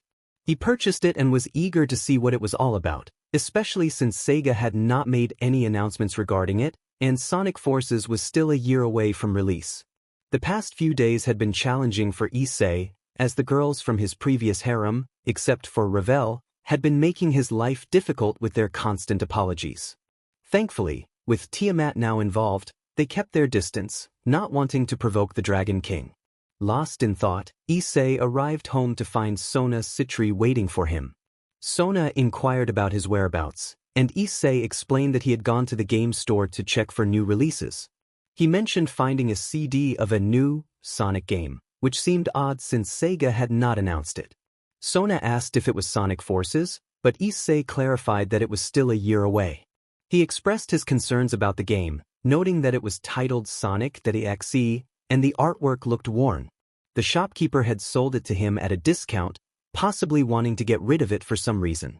Sona advised against playing it, but Issei was determined to find out more. He suggested that Sona call Azazel or her sister as a precaution in case things went awry. After Sona made the calls and explained the situation, they were assured that help would be on the way if needed. Issei then inserted the disc into the drive. The Sega logo appeared, but the sound was distorted. He soon realized it was Sonic 1 for the Sega Genesis. Suddenly, the screen went black, startling both of them. Sona questioned what had just happened, and Issei insisted they needed to keep playing to uncover the truth. They were presented with a player select screen featuring Tails, Knuckles, and surprisingly, Robotnik. Issei was particularly taken aback, as Knuckles did not appear until Sonic 3, and Robotnik was a villain who should not be selectable. The absence of Sonic himself indicated something was amiss. Issei chose Tails, believing it was the logical option. He was transported to the Green Hill Zone, but the music was distorted and played in reverse. As he took control of Tails, they were shocked to see dead critters scattered throughout the level. Moving forward, they finally spotted Sonic, but Sona's instincts warned her to stay away. Despite this, Issei lost control of Tails, who moved closer to Sonic. As Tails approached, he noticed Sonic's eyes were black with red pupils, signaling something was very wrong. Suddenly, the screen distorted, and a sinister laughter echoed, reminiscent of Kefka's laugh from Final Fantasy. Sona urged Issei to stop the game, declaring it was too disturbing. Issei attempted to close the game, but before they could remove the disc, a voice called out to them, asking where they thought they were going. Issei was bewildered, wondering who it was. The voice continued, revealing that it had been a long time since it had found new playmates and that they would make fine additions to its collection of toys. Then two arms, which belonged to Sonic, dragged both Sona and Issei into the computer game. Asia, who was watching this unfold, immediately called Azazel to inform him of what had happened. He arrived quickly, accompanied by Seraphal Leviathan, who noticed that the duo was now trapped in a flaming forest. Azazel expressed his concern, fearing the worst. Asia inquired about the situation, and Seraphal mentioned the infamous Sonic Dxd creepypasta. Tiamat, confused, asked how it related to Issei. Seraphal explained that when the evil pieces were first created, there was a devil who had managed to kill his master, a pure devil. This devil became known as the first stray devil and was captured by a cult, which separated his soul into hundreds of copies within the Sonic 1 game. Since that day, this stray had been hunting down unfortunate souls who played the game, haunting them for eternity. Fortunately, they had tracked down 99 of those copies before it was too late, but the last one remained elusive, presumed destroyed by someone else. Now it seemed the final copy had not been destroyed, and Issei had stumbled upon it by accident, trapping both him and Sona inside. Floey asked if there was a way to rescue them. Azazel assured him that there was a way out. Tiamat expressed her desire to help her master in his battles, feeling hopeless about their situation. Raynare comforted her, insisting that Issei was strong enough to defeat the demon. Tiamat remained doubtful, but Asia encouraged everyone to believe in Issei's resilience, reminding them that he always got back up no matter how many times he fell. The others shared this belief, knowing Issei would not give up easily. Meanwhile, Azazel and Seraphal worked diligently to find a way to rescue the duo. Inside the game, at 4:30 p.m., Sona and Issei awakened in a flaming forest, witnessing Tails fleeing from an unseen threat. Confused by their sudden arrival, they soon heard a sinister laughter and spotted a demonic Sonic pursuing Tails. Sona insisted they needed to save him, and Issei responded with determination, activating his powers. He used his super speed to rescue Tails just before Sonic could reach him, catching a glimpse of Sonic's menacing smile as he teleported away. Tails, in a panic, questioned who they were. Issei explained that they had been Issei Dxd into this world, and that Tails was quite popular where they came from. Tails, still shaken, shared his experience of encountering Sonic, whose eyes had turned black with red pupils, indicating something was terribly wrong. He had tried to escape but was nearly caught. Issei felt sympathy for Tails, recalling how protective Sonic had always been of his friends. He and Sona realized that something was possessing the game. They needed to act quickly to save Knuckles, who Tails believed was the next target. Issei noted that Sonic's presence felt devilish, prompting Draigg to confirm that something was indeed wrong. Sona recalled a devil named Exterior, the first stray devil, whose whereabouts had been unknown until now. Issei understood the urgency of the situation and decided they needed to find Knuckles. They discovered that the Master Emerald was unguarded, revealing Knuckles' location in a modern city, covered in blood and looking horrified. Issei clenched his fists, knowing they had to stop Exterior. Tails recognized the area as Scrap Brain Zone. Issei declared they needed to go there to save Knuckles. Together, they set off, determined to confront Sonic Dxd, who had already caught up with Knuckles. Issei planned to hold Sonic Dxd off while Sona would teleport Knuckles to safety. Though Sona hesitated, Issei reassured her that he would push both Knuckles and himself into the portal once she opened it. Knuckles, exhausted from dodging Sonic's relentless attacks, realized he couldn't keep this up much longer. That was when the trio assisted Knuckles, Tails, and Sona in opening the portal while Issei held off Sonic Dxd, who was visibly angry. This was not how he wanted to play, and the dragon was ruining everything. Issei then pushed Knuckles toward the portal along with himself, but not before giving Sonic Dxd a defiant gesture. He and the others were then teleported to the mountains, where Tails and Knuckles embraced each other, though Knuckles remained on guard upon seeing Issei and Sona. Knuckles questioned who they were, and Tails explained that they were the ones who saved him from Sonic Dxd and had come up with a plan to save Knuckles as well. Knuckles expressed his distrust, recalling how Sonic had betrayed him and tried to kill him. Issei reassured him that it was not Sonic but someone possessing his body. Sona added that the entity was named Exterior, the one who had tried to kill both Knuckles and them, and the one who had drawn them into this conflict. Knuckles wanted to know how they had found him, and Tails revealed that the Master Emerald had guided them to his location. He then speculated about their next move. Issei inquired who that might be, and Tails mentioned Dr. Robotnik, also known as Eggman. Issei was surprised, noting that Robotnik was supposed to be Tails' enemy. Tails explained that he had hacked into Robotnik's computer and discovered Sonic Dxd heading there. Issei insisted they needed to save Robotnik, but Knuckles hesitated, reminding them that Robotnik was their enemy. Issei emphasized the importance of preventing further deaths. Knuckles conceded but admitted he still didn't know their names. Issei introduced himself and Sona, who greeted Knuckles. Issei then opened a portal to Robotnik's base in space, and they decided to stop Sonic Dxd before he reached there. Upon arrival, they saw Robotnik attempting to flee while his robots and Metal Sonic struggled to hold Sonic Dxd down. When Robotnik encountered the group, Issei urged him to come along if he wanted to survive. With no reason to refuse, Robotnik complied, and they headed to the mountains, seeking safety from Sonic's influence. They needed to devise a plan. Issei asked Tails if the Master Emerald could separate souls. Tails confirmed it but hesitated, sensing Issei's intent. Issei proposed luring the demon to the Master Emerald, prompting a panicked response from Knuckles, who feared the demon would use it to gain power. Issei countered that if Exterior had wanted to do that, he would have done so while toying with Knuckles. Realizing Issei was right, Knuckles fell silent. Issei explained that if they could lure Exterior to that location, they could separate him from Sonic, thus saving Sonic and allowing them to deal with Exterior once and for all. Robotnik acknowledged that it was a sound plan, surprising Tails given their history. Robotnik remarked that an enemy of an enemy could be a friend, expressing his preference for the old Sonic over the imposter. With their plan set, they moved to the location where Sonic Dxd awaited them. He taunted them, and Issei declared that Exterior would not win. Exterior, enraged, accused Issei of ruining everything, claiming he could have made them his puppets. Issei retorted, pointing out Exterior's falsehoods. As Exterior lunged at Issei, he skillfully dodged. He instructed Sona to open the portal to the temple, needing to lure Exterior inside.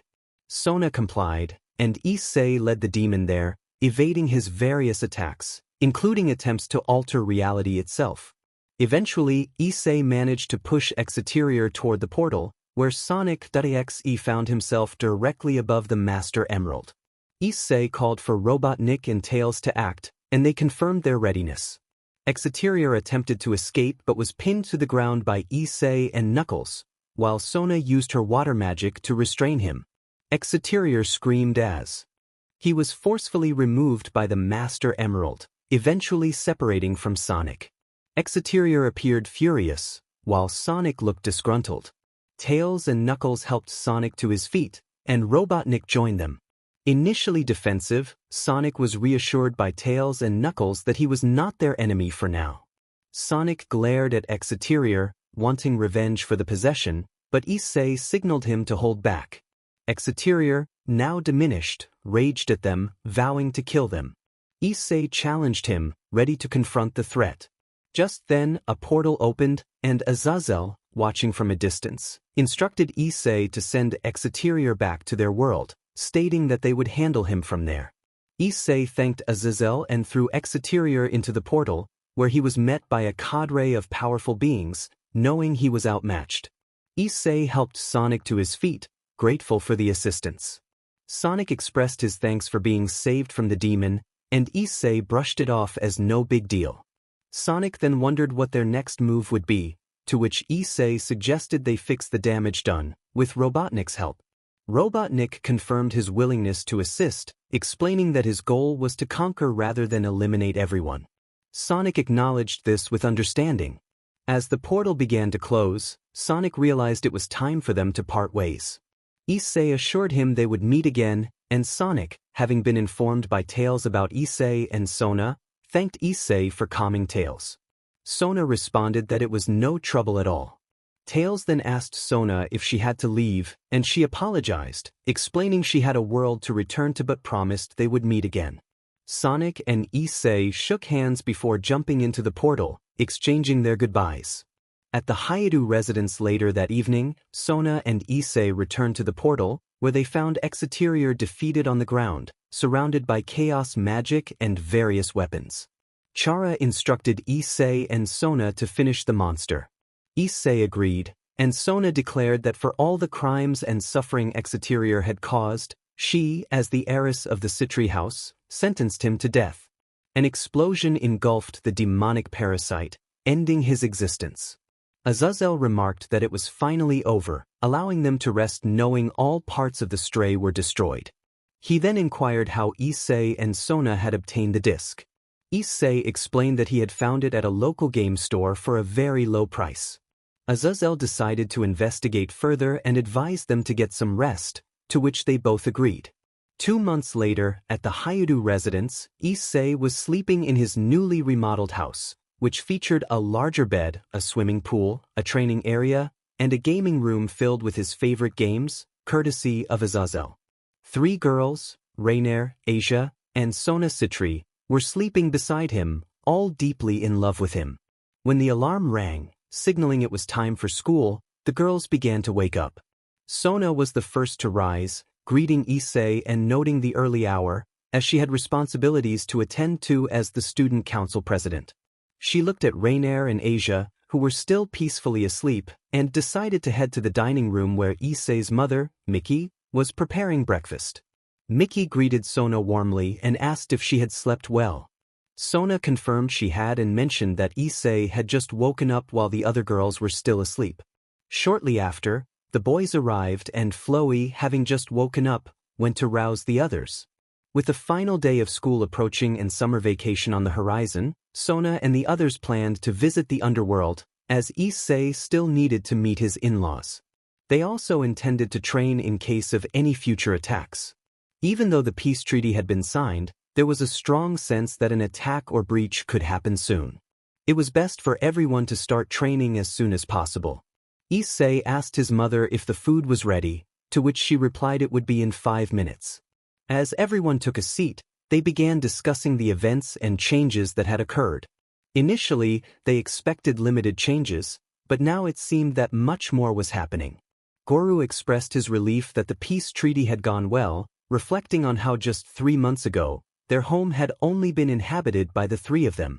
He felt grateful for the peace they were experiencing. Tiamat agreed, sharing her surprise at being able to mend her relationship with Draigg and find a family that loved and cherished her. Issei chimed in, noting that everyone faced ups and downs, but it was their determination that pushed them forward despite the obstacles. Chara nodded in agreement, and Flowey changed the subject, asking when the cat lady would arrive. Asia mentioned that the lady had said she would come by that morning. Issei wondered what had taken her so long, recalling that Valle had told him it took the combined efforts of his entire team to keep her from coming over. Just then the doorbell rang. Issei opened the door and was greeted by a familiar face who pounced on him. The mysterious lady snuggled against Issei, who was doing his best to maintain his composure. Kuroka expressed how much she had missed him, and Issei returned the sentiment, asking her to get down. With the commotion, the others appeared, and the sight of Kuroka caused jealousy to flare among the girls, creating a tense atmosphere. Floey sought refuge behind Chara, aware that he needed to tread carefully. Raynare, with a smile that masked her curiosity, asked who Kuroka was. Issei realized he needed to explain himself quickly to avoid trouble. Asia, while aware of Kuroka's arrival, felt a twinge of jealousy, while Sona remained calm, trusting Issei's judgment. Issei introduced Kuroka, and Floey confirmed she was the cat lady. He then asked Kuroka to step aside, noting that there were others present. Kuroka playfully complained about him being no fun but complied. As Kuroka greeted the new residents of the house, she was surprised to see Tiamat and Sona Citri among them. The parents recognized Kuroka and welcomed her warmly. Outside, Valle felt a weight lift from his shoulders, knowing Kuroka was now Issei's responsibility. Valle attempted to leave, but Mickey insisted he at least take something with him. He reluctantly agreed, and they all sat down for breakfast. Goru inquired about Valle's situation, to which Valle replied that everything was fine, but he missed the thrill of battle. He then reminded Issei that Kuroka was now his responsibility. Issei felt a sense of foreboding about the day ahead, especially if Kuroka joined them at school. Kuroka defended herself, insisting she wasn't that bad, but Valle pointed out the trouble she had caused. Issei choked on his juice as the girls glared at him, realizing he needed to manage the situation before it escalated further. Raynare asked Kuroka about her relationship with Issei, and Kuroka proudly claimed to be one of the three who loved him. Raynare felt a pang of jealousy but also a sense of pride in being Issei's first love.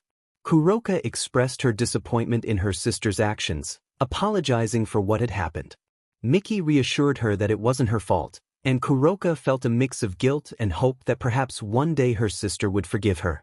Valle announced he had to leave, and Issei promised they would have their fight in the near future. They exchanged a fist bump before parting ways. As Issei prepared to head to school, Goru commented on his son's ongoing journey, playfully nudging him. Mickey joined in, reminding Goru that it wasn't the time for teasing. After arriving at school, Issei found himself reflecting on the past. He recalled how he had been deceived by Rias Gremory and her peerage, except for Kiba. All his adventures, the sacrifices he made, and the confessions he had believed were nothing but lies. He felt disappointed in himself for having fallen for their deceit. That was when the dragons called out to him. Draigg reflected on the past, while Issei acknowledged the lingering pain of betrayal. Draigg expressed his confusion over the foolishness of those who had turned against Issei, noting that it was a lost opportunity for happiness. He mentioned that Surzex had restricted his sister's control over the territory, leaving Sona with nearly complete authority, which she had to maintain or face removal. Issei remarked on how nice it must be to have such power. Trihexa then pointed out that Issei had chosen a different path, unlike Tiamat, who had acted out of spite and caused harm to Draigg's previous hosts.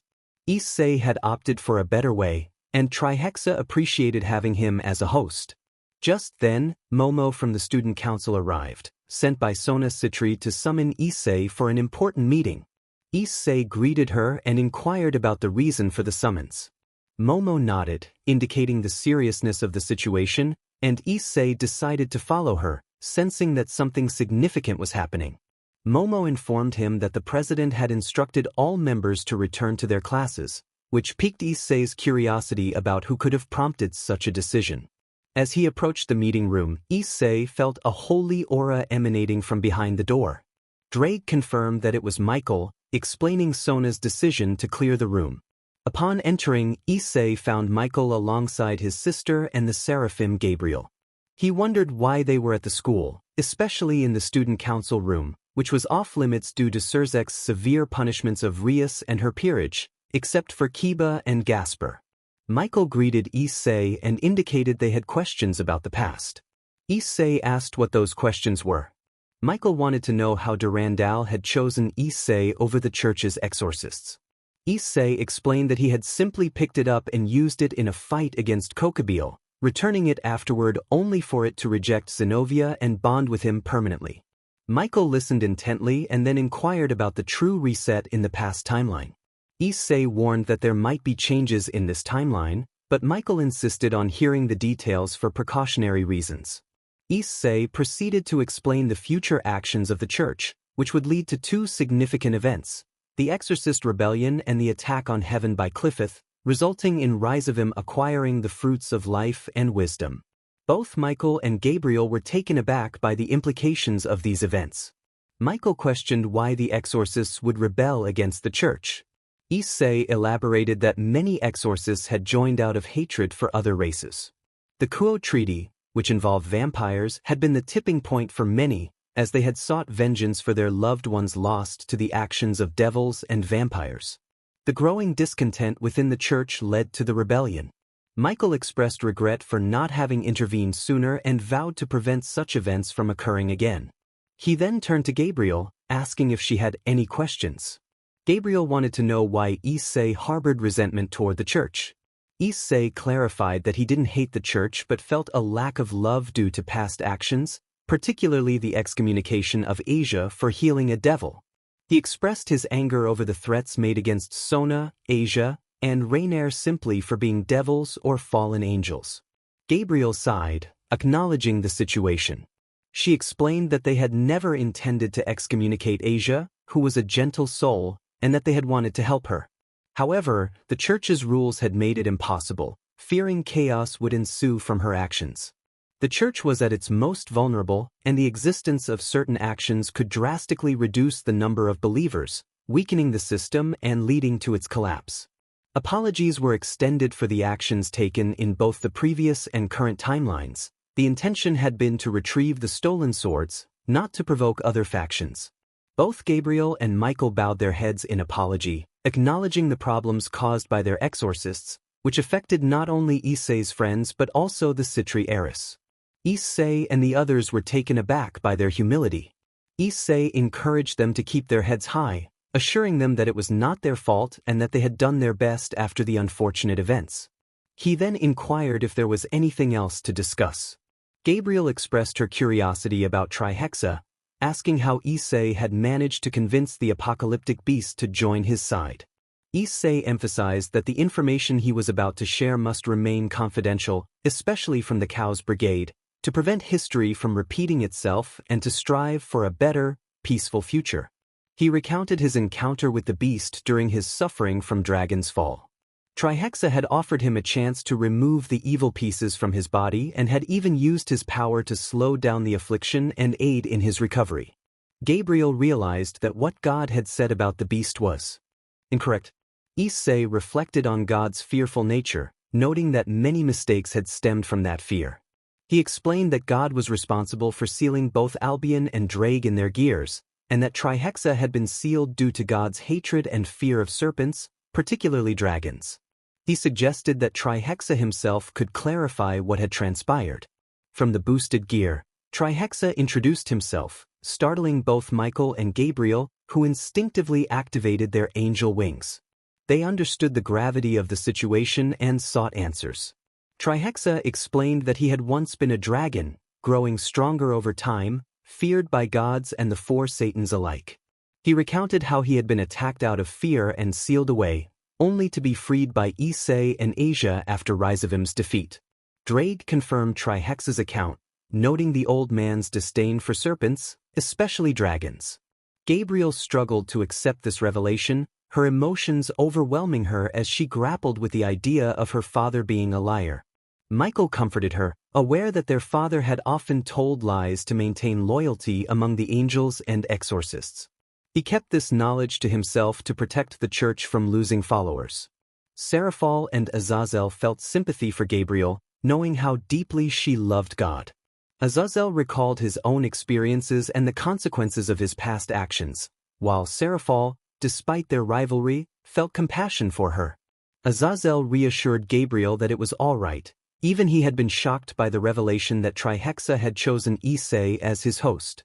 Michael expressed his astonishment at the unfolding events, admitting he had not wanted to know what had truly happened to the dragons.